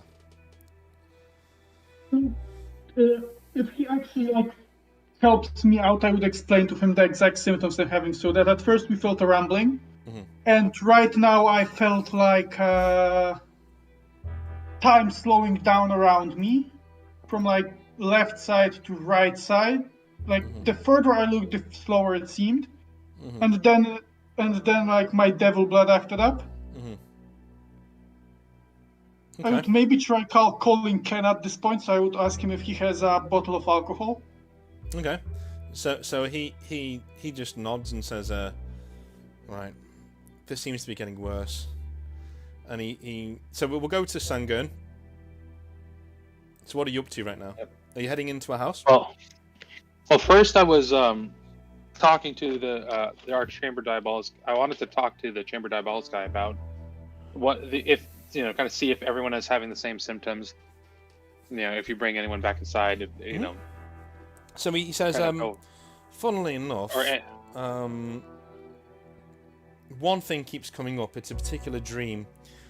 Mary, can you bring over the patient for me, please?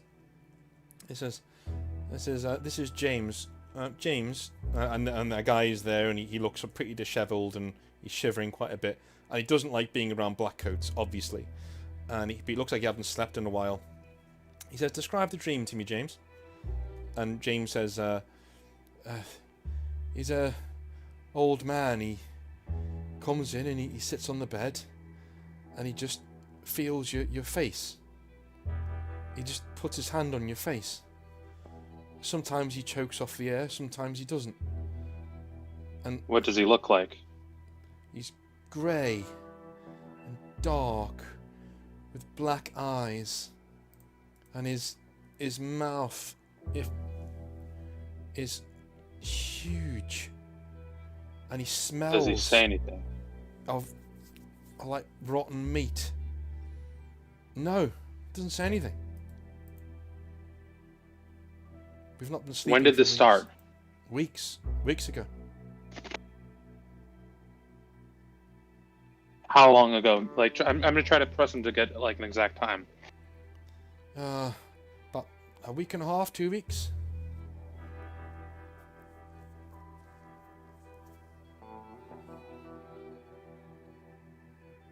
No, it's like, we've been out of town on an assignment. Has anything, like turning back to the Diabolist guys, has anybody else been working on anything the last couple of weeks? He says, but in this area, no. Trouble seems to follow you three around. You can say that. All right. Then I guess around this point, Dennis has been talking to this other guy, right? Mm-hmm. So I'd probably be like, all right, I'll see what else I can find, and then go to Dennis. So, Filberto, you walk out of the house. There is another rumbling in the ground. Roll a perception check for me and a mind.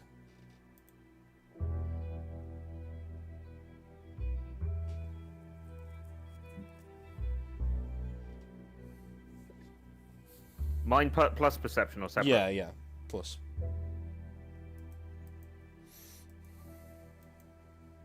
Sweet.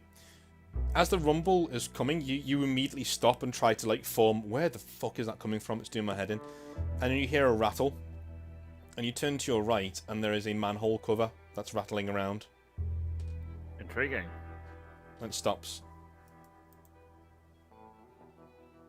I'm gonna go to that manhole cover and I'm gonna see. Are there any like small holes on it, like drain holes or whatever on it?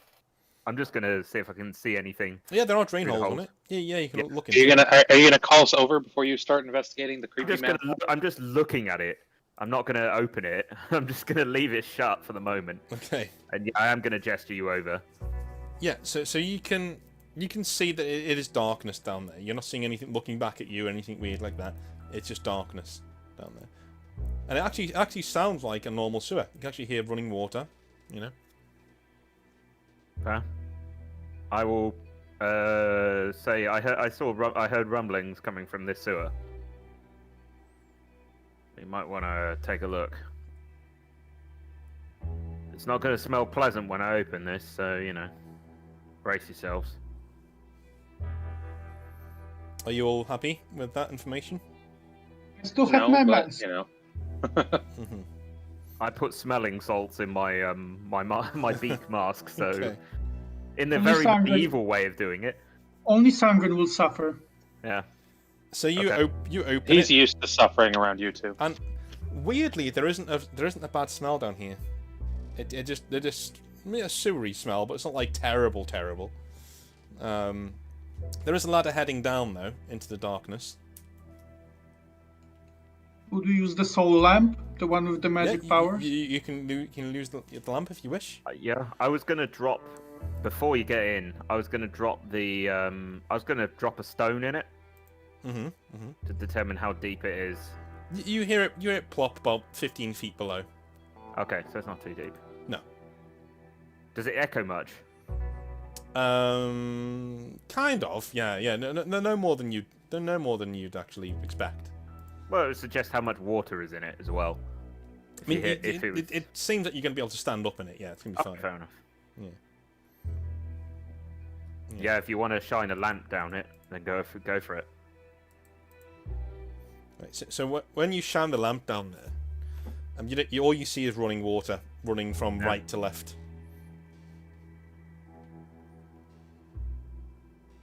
Interesting. I'd say we take a look. I'd say perhaps As much of a lead as anything else. Yeah. All right. So who's going down first? I guess I might. Yeah, I was gonna say if this is a real life situation, that would not be me. I'm already hurt, so Sangren I think seems like the most responsible option. No, I guess. Yeah. I guess I owe you all on laundry. And I kind of just a look of just, and then just hop down. Just gonna like slide down the ladder. The curse of being the strong one. So your boots go crunching into running water essentially, and you can see nothing to your left. There's a grate there that goes up to the rest of the cistern, but as you look to the right, you can see it's pitch black down here, but you can see there is a rather large hole in the wall, some 40-50 feet down the cistern, that has light coming out of it, very faint light. Is it like light that is being made by not magical means, or is it You something terrible? Can't really tell from here. Are you gonna Well, shine the canine light at it? Yeah. I mean, it's Oh, 50 wait, you meters guys down. talk Yeah. I can throw my dynamite in it. It's now spiked with silver, so it could actually do something against supernatural stuff. Maybe we Well, don't let's want to take a destroy look the first. entire neighborhood before. Just Dynamite is not that strong. I'm just It's gonna more put my like hands up. Let's look first, guys. Yeah. Sure, then you go first if you wanna look. I'm gonna you, load in you guys are Sentry. down, right? Yeah. So we'll head. Well, Sangard's gonna head over. Is there like a path on the side of the sewers, or is it just water? You can. There's a path on the side of the sewers. Yeah, you don't have to be in the shitty water the entire way there. Yeah, I'm getting out of the shitty water so that we can, Yep. make less noise. That's fine. So your fellow blackcoats come down behind you, and you hear from upstairs. You hear a, hello, hello, hello. Are you boys down there? Down there? Just Yep. from up. You know it's Cadus Thorn. He's calling down to you. Yeah, I'm gonna say we might have found a lead. It's all right. Cordon this area off. Don't let anyone near this manhole. All right. We'll do. And he covers the manhole back up again, and you can You didn't have to do that. That's our escape route. you can hear. That's a little rude. You can hear the tent. Like there's a tent being built around it, so people aren't going to go in. They really want us dead. So, you guys head into the darkness. Tell you what we can do. We can take a quick 5-minute break, so you guys can get a drink or something, and we'll come back for the conclusion. All right.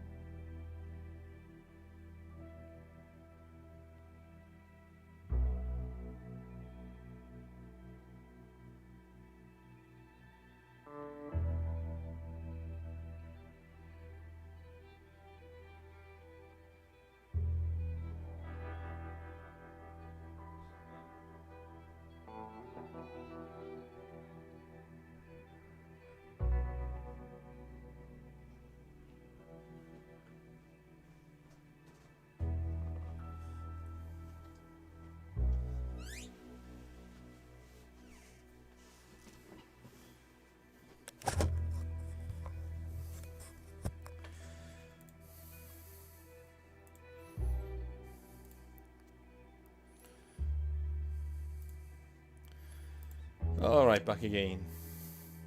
Right. Hello. Ready whenever you guys are.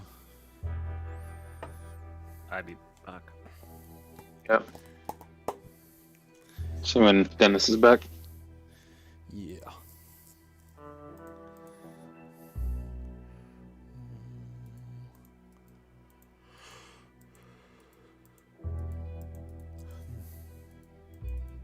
And back. Alrighty. So, how are we? So, you guys are in the downstairs. Sorry, the downstairs. The cistern of this sewer. How are we proceeding? You can see at the end of the hallway there is a hole in the wall of the cistern, out of which there are some there is some air blowing, and there is some light showing as well. One thing, before we went into the sewer, I tried to shake some alcohol to summon Ken if he can feel anything with his spirit powers. That's like when you switch to Sandrin's perspective. He says, from your backpack, I'm guessing from your pack. He says, no, not really. It just seems ill, sick. Is the word? Thanks, Ken. Would you mind working with the nice man over there for a bit? It's like fine. You seem to at least be feeling something, so maybe you can help out a bit. Fine. He like jumps out and then starts approaching the guy. I explained to him that he's like a spirit cooperating with us, and maybe he can sense something. So to just try to cooperate, and if he needs payment, alcohol is usually enough. So this Blackcoat of the Chamber Diabolus looks at Ken and immediately reaches for his staff, and he just says, I don't know what this is, friend, but if this is some kind of joke, I suggest it is in very poor taste. And he starts, you can just see fire start to like engulf the staff that Kaidos has in his hand. Just Okay. Let's not get ahead of ourselves.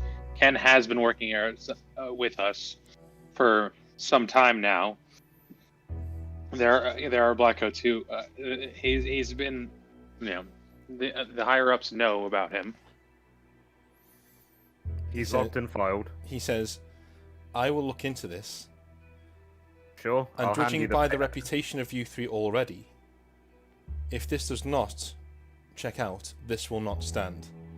This thing will stay here under my guard, under a force field of my devising, and it will keep to itself. Do you understand? Would you like the paper? Would you like the paperwork? So we give you help, and that's how you respond. Should we just send him back home because he works with us, not with you? And I asked him nicely. So treat him with at least a basic minimum of respect. Because he's helping you because he wants to, not because he's forced to. You can see, he looks down at it, and he is very much... Again, this is a Blackcoat who deals with vanishing things like this that cause havoc. You know what I mean? So he's probably lost a lot of his, So he. Yeah, I mean, but he is part of the chamber that specializes in, doing this. It's like going to, I don't know, if you're looking at Warhammer 40k, it's like going to a Grey Knight and saying, "Hey, do you mind working with this demon for a little bit?" They'd be like, "Fucking purge," and they'll just kill you, right? So he's being quite restrained right now, considering how it's. I'm gonna tell him to talk to Arthek. He says, I will. But while I do so, he will remain under force field. Unharmed, but under force field. And Ken just shrugs and goes, yeah, that's fair enough. Alright. Yeah, let's just deal with this and get out of here. Dennis would just whisper fucking twat and get on with the job. Okay. So, so he puts a force field around him, so he can't affect anything, really. And then goes about doing his job. So you guys are back downstairs. Can I hand him the paperwork that I would have had from on Ken to him and say, you might want this? Okay. That's fine. So you guys are downstairs. Are you heading towards the source of light, or are you leaving it to other people? Are you gonna like? You don't have to go down there. It's up to you. Yeah, There's I'm, other I'm people? heading towards it. I think we go down. Well, If there's a black coat upstairs. Yes. Yeah, then I propose we send him in first. Ha ha ha ha ha.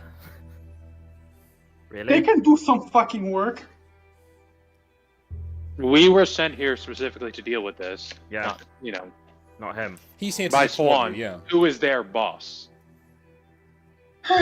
Yeah, okay. I'll follow you too. Okay. So, you guys head down. Are you heading into the hole? Because when you look into it, you can see there is another room on the other side. And it looks basically like a lab from here. Quite normal, but it does look like a lab. There are several things lying around. One of which is a very large, like 8-9 foot tall obelisk that looks to be black, like obsidian, with glowing Sanskrit text on the outside that you can't actually read, but it's faintly glowing. In the light of the room, you can see two bodies. One is very, very decomposed, and the other one is quite fresh. Can I propose that we just burn this shit? I propose we burn this shit, yes. Maybe the nice grenade with the silver could help purify If it. we use the grenade, we're going to collapse the sewers and Yeah. the section of the city. Incendiary will probably work though.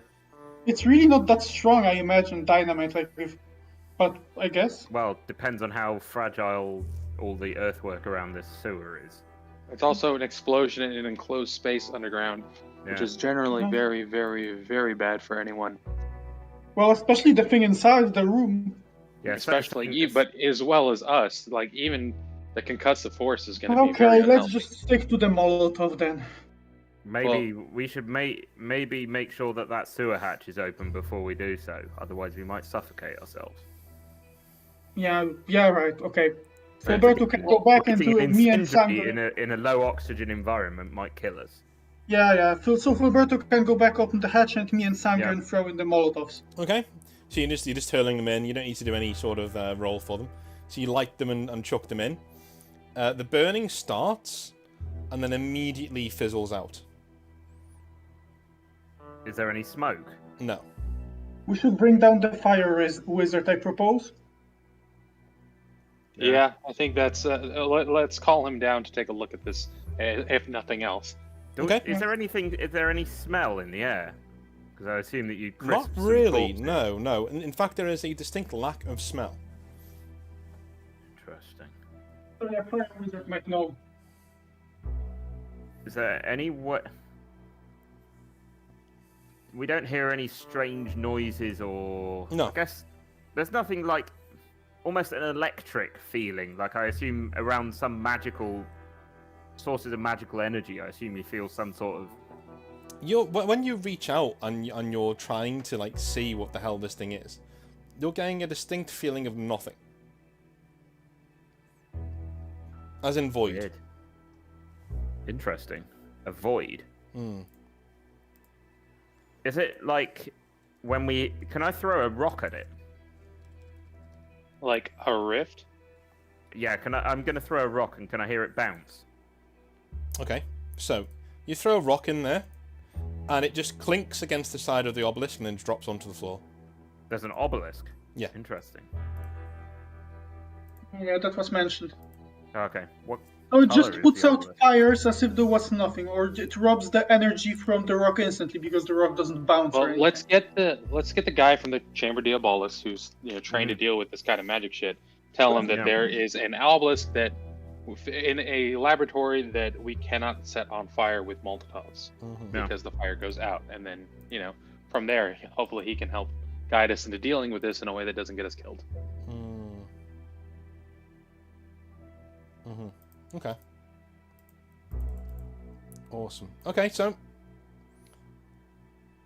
are you guys going up to get the other black coat?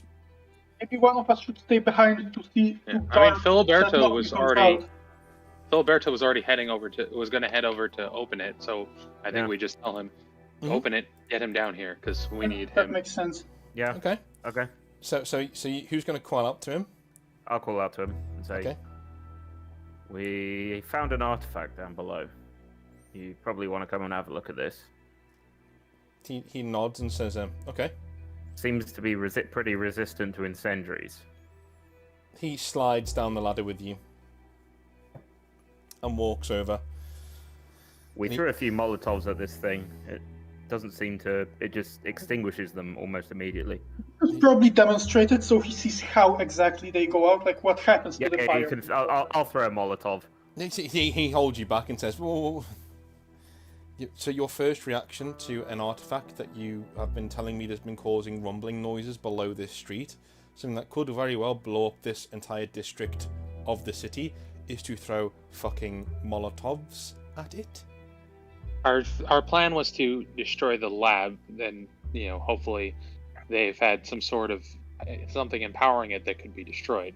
We sadly were not assigned a magic user, so we couldn't do anything more subtle. Our team doesn't have magic users in it, as you probably know.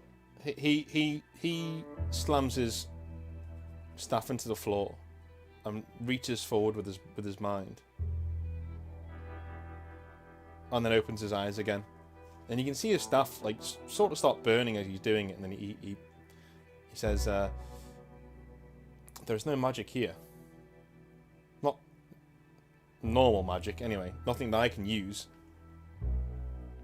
I'm just sensing nothing." Void, we say. Exactly. He says, "Listen, here is my staff, right?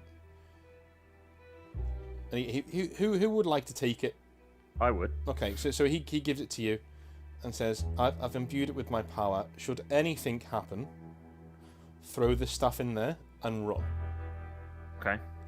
Did you first try the dynamite or first try the staff? My advice is to find out what this thing does and try and make it stop glowing.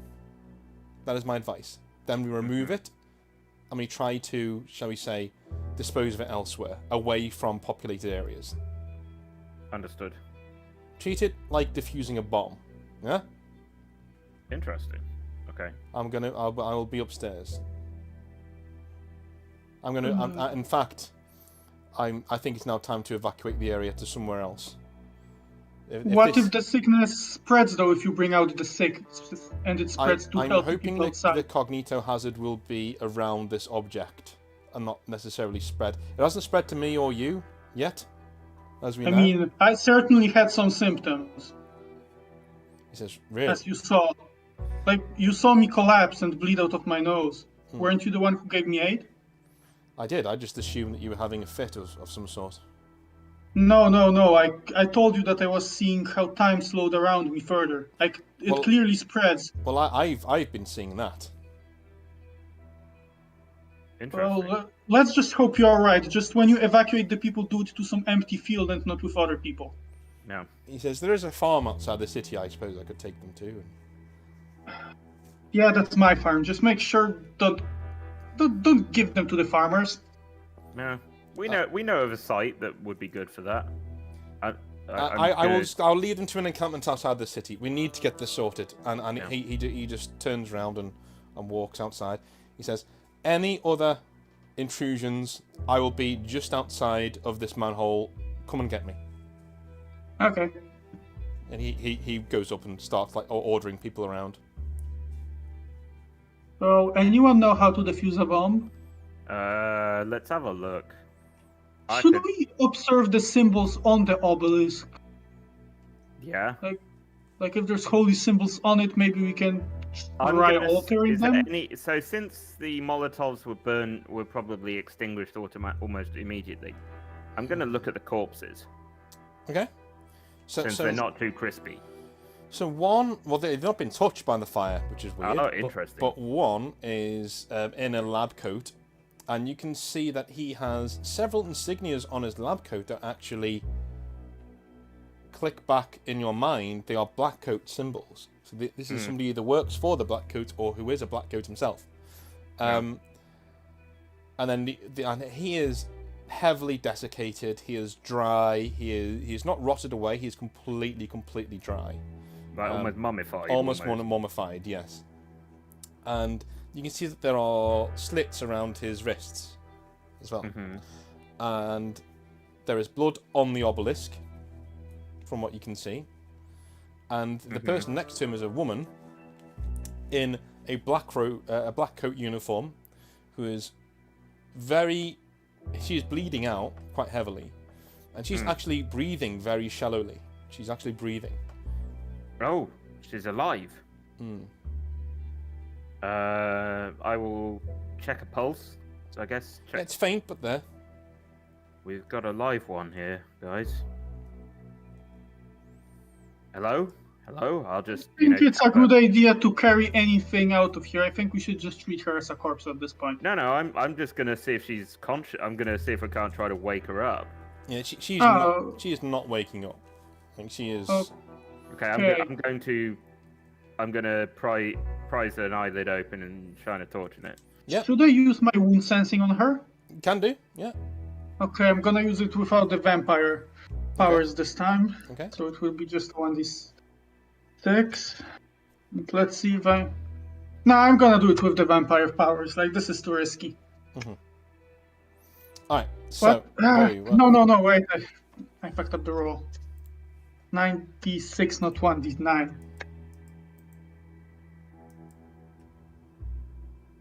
So 3 successes and 1 fail. Okay, 3 successes and 1 fail. Yeah, I'd say. Okay, so you can see that she has. The only wounds she has, physically, are in the wrists. She's very low on blood, which is very hard for you to see as a vampire. Like, this is a tragedy. This is a blood bag that has no blood, and yeah, that's all you're getting from her. She's not really affected by any spell. She's just knocked out. She's lost too much blood. She could live if you close the wounds. Fair. Yeah, I would probably recommend we seal these up. Yeah, I'm gonna see if she. Yeah. Did she respond to the fact that I've just opened her eyes and? No, but you can see that one pupil is larger than the other. Interesting. So roll a perception check. So mind and perception whilst you're attending to her wounds. I'm not gonna have you roll to attend to her wounds. You're all battle medics at this point. You are blackcoats. All right. So you do find notes stuffed into her jacket, into her black coat. And you may read them if you wish. They are all in your language. So the first one... Okay. I'll have my academic skim reading skills. Yes. The first one says this.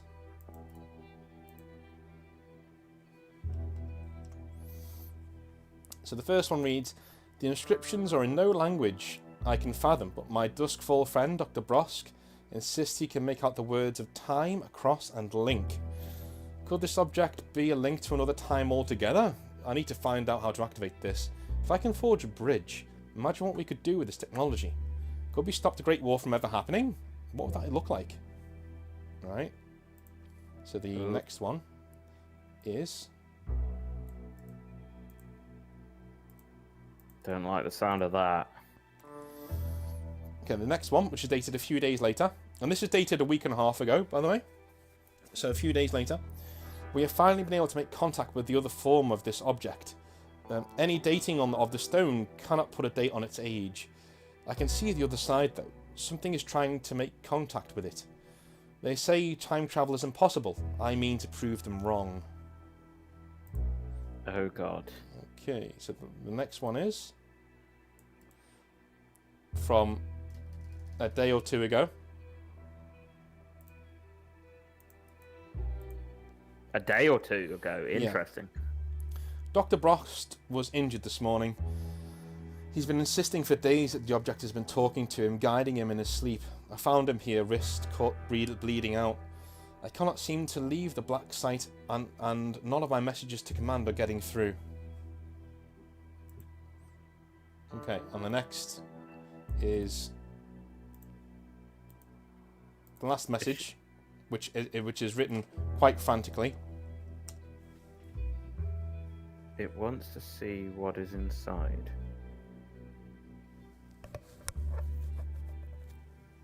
Feel like we've been down this road before. Time travel. I don't like the sound of that. There was a theory about causal loops and time paradoxes. I remember reading a paper on this many years ago. I guess that explains the memory problems. Yeah, I do not like the sound of this. Messing around with time, even if that were possible, you're breaking the structure of reality in several different places. And yeah, no memory. It's almost, how could these people exist? How is it possible for them to continue to exist in this causal loop? So you can see. Stop it. You can see the obelisk starts to look rather bright at this moment in time. And it's almost like when you look past it, there's like a shimmering, it's almost like heat haze beyond it. And you can see another obelisk in the distance. It's almost like the seam of the wall behind the obelisk, where the two walls join, has disappeared. And you can see another obelisk there far in the distance. Something starts seeping out of that darkness. Oh god. It congeals into a hand and then an arm. Can I just start? Can I just stab it with my silver dagger? Yes. You can do. I just want to as you're rushing forward, the arms, plural, pull a bald head out. Yeah. And it is a grey-skinned old man with a slathering jaw, and he opens his jaw wide, and there's razor-sharp teeth in there. Yeah, he just that's a starts hissing. stabbing. You're just gonna stab him? Well, that's just a stabbing. Okay, that's just a stabbing. Yeah. I don't want to find out what's happening. I'm just gonna start cutting. Whatever this is, it's bad. Okay. Can I roll to try to guess if it has any weaknesses? Just sure, Yeah. but I'm gonna let Sungurn do the stabbing first. Because he just ran straight. But as soon as you saw the arm, he's like, yeah, this is getting it. So wait, combat is your stat +2 plus whatever skill you have in that. All right, so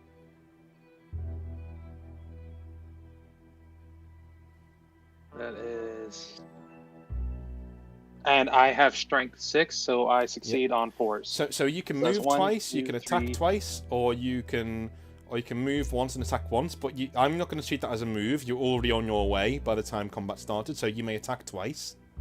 Yeah, so that's one attack. 1, 2, 3, so you need 4, to roll 5, so you need 6 successes.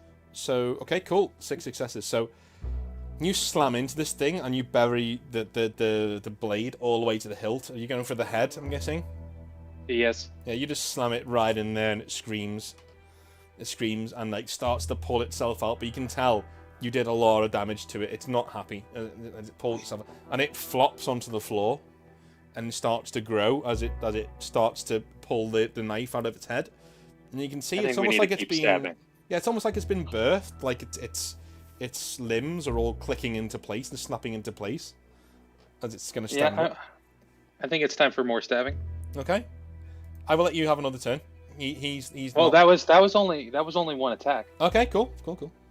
So this is my second attack, which is still, well, I didn't get any 4s, but 1, 2, 3, 4, 5 successes and 2 1s. All right, so yeah, you head in there again. What blade are you using now? I'm going to use the power saber to continue the assault. Yes, you're just like hammering this thing with blows. So you actually slice one of its arms off, and it screams. I'm actually going to give it a turn though, just because it's standing right there. Roll 76, boom.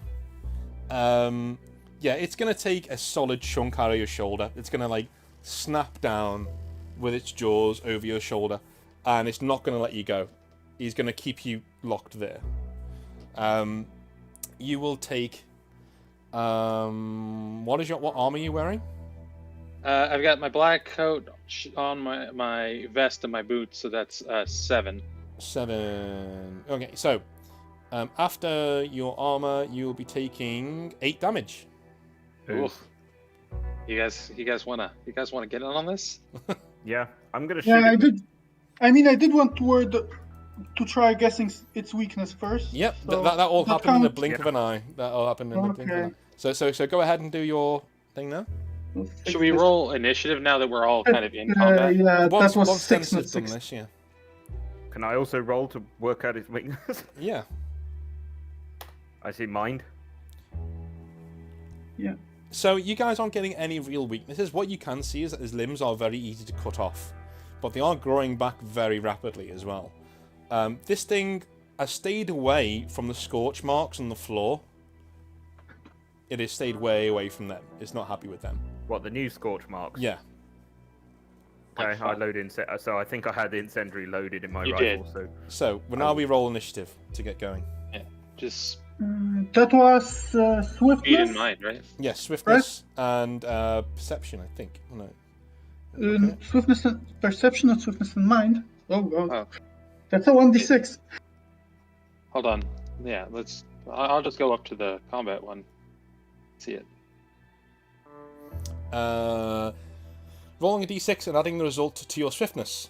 There you go. If you wish to add your d6 score, you may take a single stress point for each point you wish to add to it. So if you really need to go first, you can take a load of stress. We're playing descending order. So d6 plus your swiftness. Once you've rolled it, if you really think you need to go first, then you can add stress to, add to your score. So roll d6 for me. This will be plus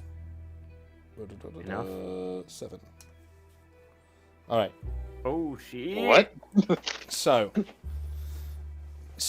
Yeah, it is really pissed off. Does anyone want to add stress to go first? Because I know Sangern's closest. Yeah, Sangern is not going to go second to this monster. Okay. Are you gonna? So you're gonna have to add 1, 2, 3, 4 points of stress to go first, or you can add 3 points of stress and we can roll off. But bear in mind, No, I'm not going to take that risk. Okay, so 4 points of stress. Add 4 points of stress for me. Yep, I've done. All right. Bear in mind, All right. you have taken a hell of a lot of damage from this thing, so you're going to be taking another 4 points of stress straight away. Okay, so I'm at 8 stress. Then. You are at 8 stress. All right. Well, I think at this point, between my rage fueled Mm-hmm. and the problem is my mind stat is still too low to actually get stoking the blood to activate. Mm-hmm. But I guess I can try it. I'm gonna try to activate stoking the blood. Okay. Hopefully, I get a 6 and not a fail. Yeah, if you fail, you'll be taking another point of stress, isn't it? No. I mean, it's gonna be, if I don't do something about this, it's there's not much I can do. Yeah, Nope. No. There's another point of stress, unfortunately. Yeah. You're on Okay, 9 stress. the meme is becoming more accurate. You're on 9 stress. Yeah. All right. Well, I guess I'm going to just try to hack it to pieces. Okay. I'm going to use both my attacks. Yeah, you're going into its neck because its neck is right there now because you are. Yeah. It is on your shoulder essentially. So I've got rage fueled as well, Mm-hmm. and since I took 8 damage, that's another 16 damage to my next attack. Oh shit. Okay. So I'm going to attack. Once again. 10d6 for my first swing, and that's 1, 2, 3, 4, 5, 6 successes and 1 failure. And then so that gets the extra 16 damage as well. Okay. And then I'll get a second attack after that's done. Go for it.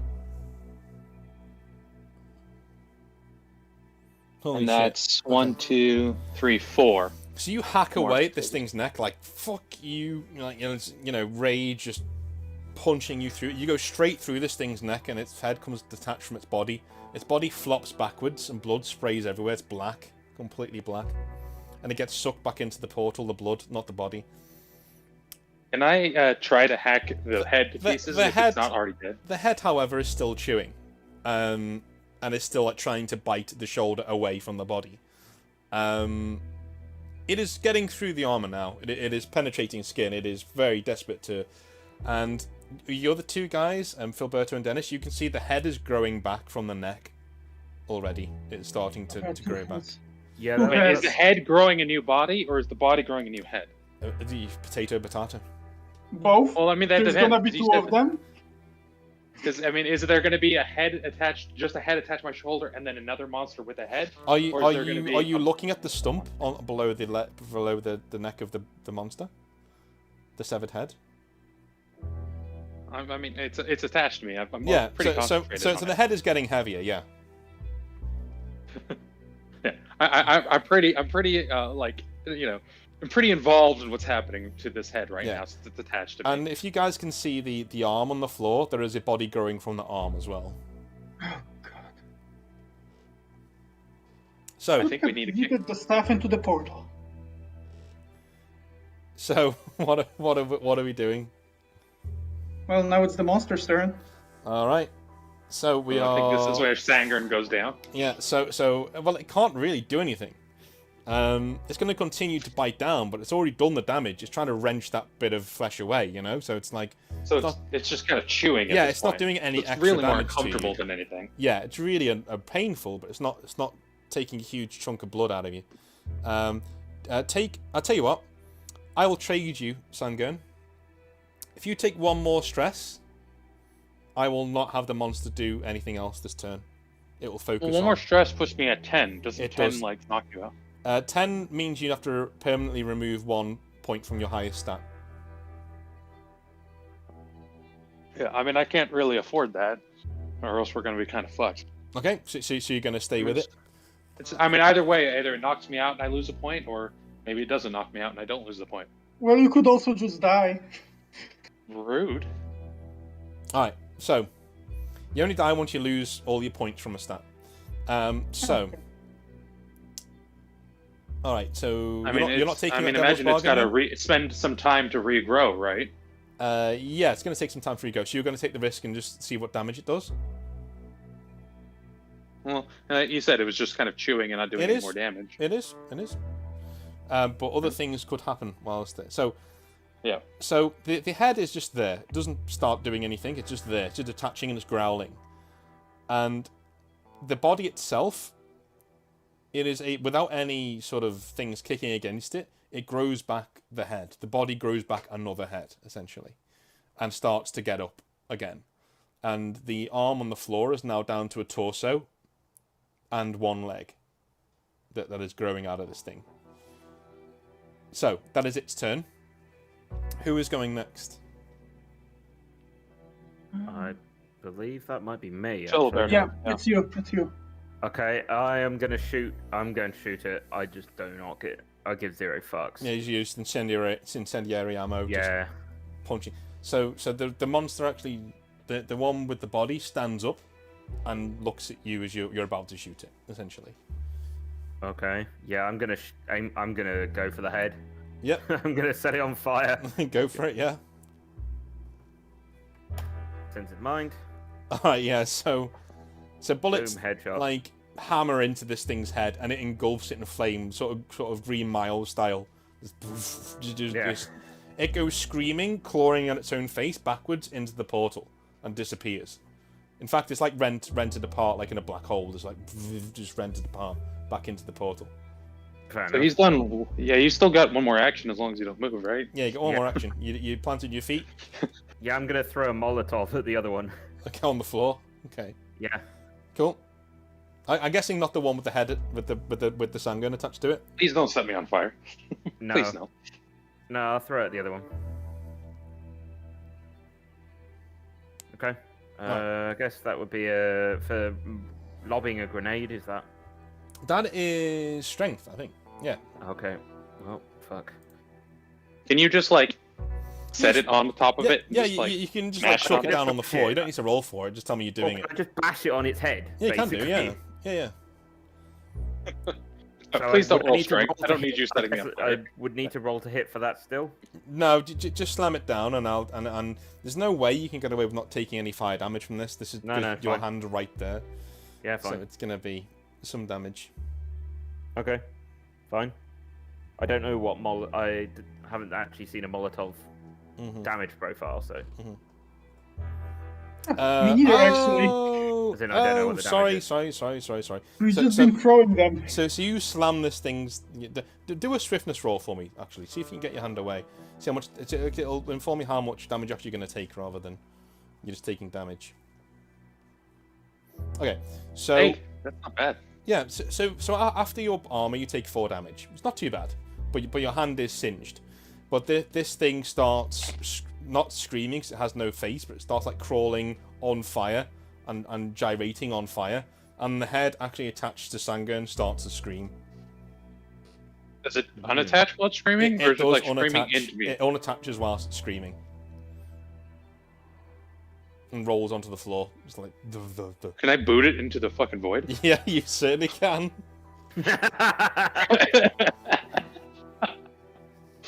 Nope. So, do a strength check for me. Yeah. Burn, baby, burn. Just... Oh, I forgot about my D6s from being giant, but okay. For my attacks. Off it goes. Yeah. So this is a Johnny Wilkinson special. Just punted as far as you can, and it goes screaming into the void. The body is still there, though. What do you want to do with the body? It's still gyrating, and the head is growing on this thing. I thought it went into the void too. There are 2 bodies. There was one that was shot, and you've kicked the head in, but there is still a body growing from an arm that you sliced off on the floor. Okay. Well, I guess isn't it Dennis's turn? Yeah, Dennis's turn. Dennis's turn. That's why I was a bit confused. The combat was already over. So there's still just one body twitching, right? Yeah. And growing. It's growing a body. One thing is, like, when Filberto threw the Molotov, did it seem like any bits of the Molotov flew into the portal? Like, does it seem like things from this side can go onto the other? I don't know. I couldn't tell you that from where we, you know what I mean? Like we don't know enough. In all the commotion, yeah, you wouldn't know that. Like, you wouldn't be able to see it in all the commotion. It's a very specific thing to see. Like, it's. I mean, he would be specifically looking out for it, considering the monsters come from the other side of the portal. If you want to try throwing something in, you can try. There's nothing stopping you. Like, well, it is a wasted action. That's why I asked if I knew before. The other thing, is there anything visible on the other side of the portal? Like, is there more coming or something like that? Or is it you just... can't see any of that. It's just a black void with another obelisk at the end of it. Okay, in that case, it doesn't seem worth the risk. I have 2 actions, right? So First one would be to try throwing a Molotov at the portal. Mm-hmm. While we're both me and Sangan are right next to it.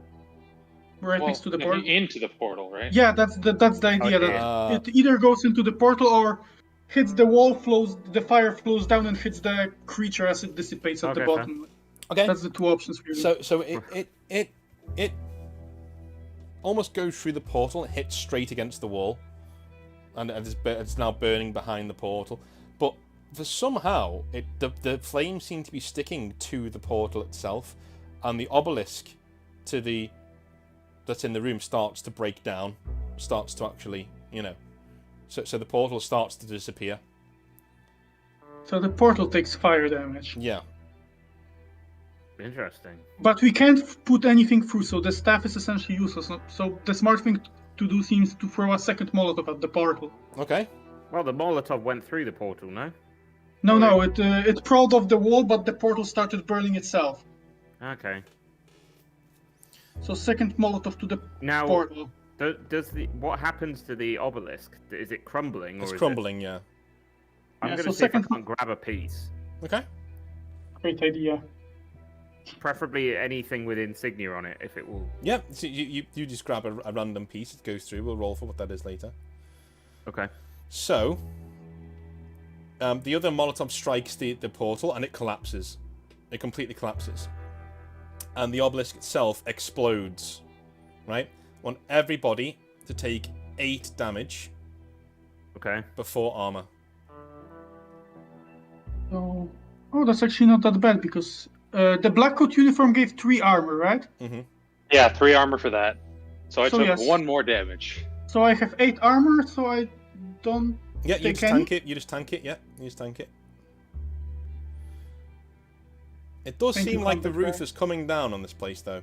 Yes, it is time to go. The whole Okay. and the creature at your feet is still growing. Can I kick it at the fire?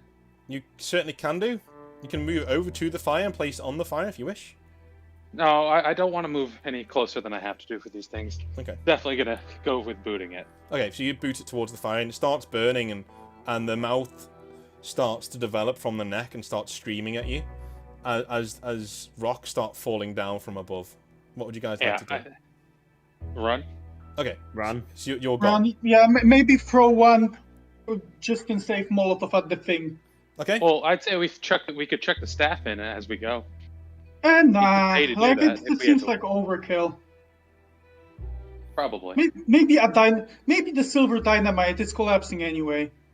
This is Okay. fair. So I'm running faster now that Yeah. he's taking out the dynamite, yeah. and I'm grabbing Filiberto because So yeah. Filiberto is not fast. Okay. So you guys head towards the thing at the end. That's fine, and you climb up the doorway. Sorry, the ladder. So Dennis, are you going to throw this Molotov? Oh, sorry, this Yeah, dynamite. from the ladder as I'm about to go out, I throw the. Dennis, silver- Well, that will be a strength check if you're doing it from over there, hurling it. Okay, so that would be. Yeah, well, that it has a is- fuse, right? You could chuck it in as we're leaving, and then with a long enough fuse for us to I get think out. dynamite in this setting is one of those works more like grenades. Yeah, it's not very advanced. Yeah, I'm just gonna roll the strength check. Not I- even I with like should- a little bit of rope or whatever, like a very crude. You could try don't and have time you could for try and that. extend it, but like but Not where I'm running away from. knowing you instead guys, of you'd be there collapsing for like building. 3 hours and they'll be surrounded by rocks by the time you know. Yeah, I'll just roll the strength check. I can probably throw it far enough away to not kill myself.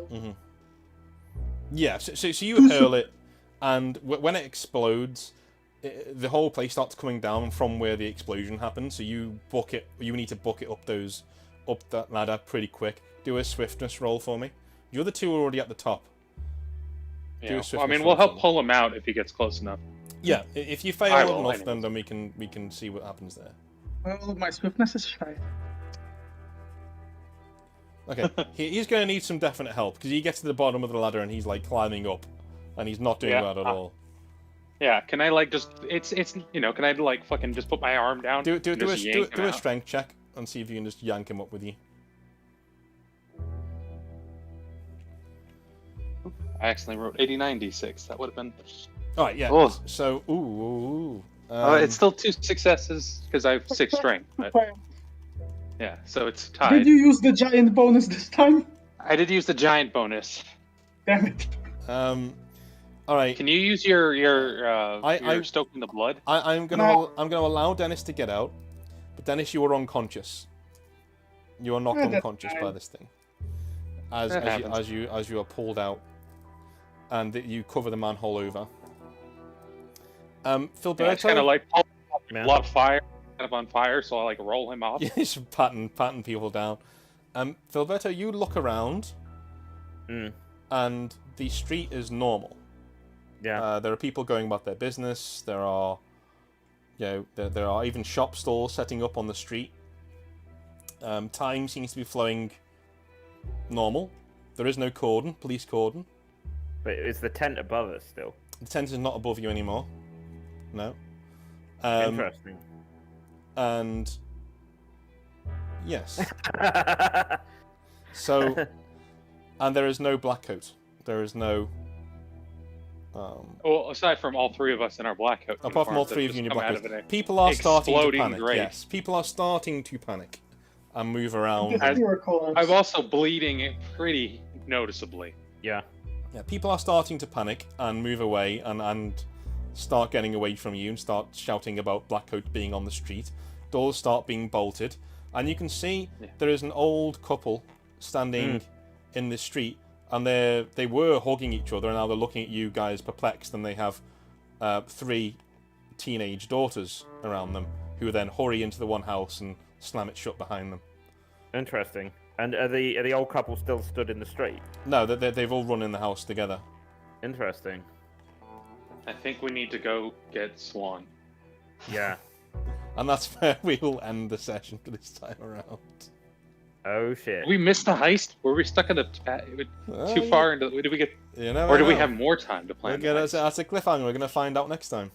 We went to a different time zone. We could have gone forward. We could have gone backward. We could have stayed where we were. We don't know. I mean, the timeline clearly changed because the old people have their memory back, so And their it's a children. different timeline. I would like you Rather. all to add 2 to any skill that you wish. Or add 1 to 2, you know. But add 2 to any skill that you wish. I have a question, Dean, for Yep. our vampire skills. Yep.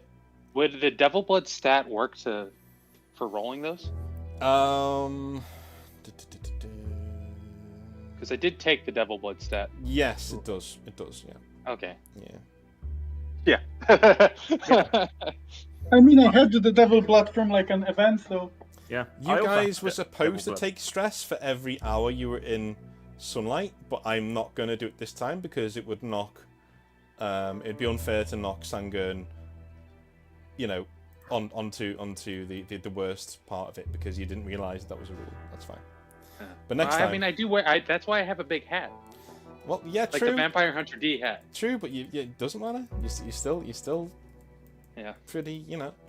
But that's how we'll leave it this time round. So you guys are free to go. So we'll see you the day after tomorrow, on Wednesday, and we will find out when or what the hell is going on with this with this timeline. Fair enough. Awesome. All right, I'll see you guys then. Later, Simps. No. Bye now. Bye. Bye. Bye. Bye. Bye. Bye. Bye. but So thank you very much for watching Blackcoats. That was session 9, and next time we'll be doing session 10, which is the finale, the season finale of Blackcoat season 1. We'll be covering a very exciting heist in the Driftwood. So I'll see you then.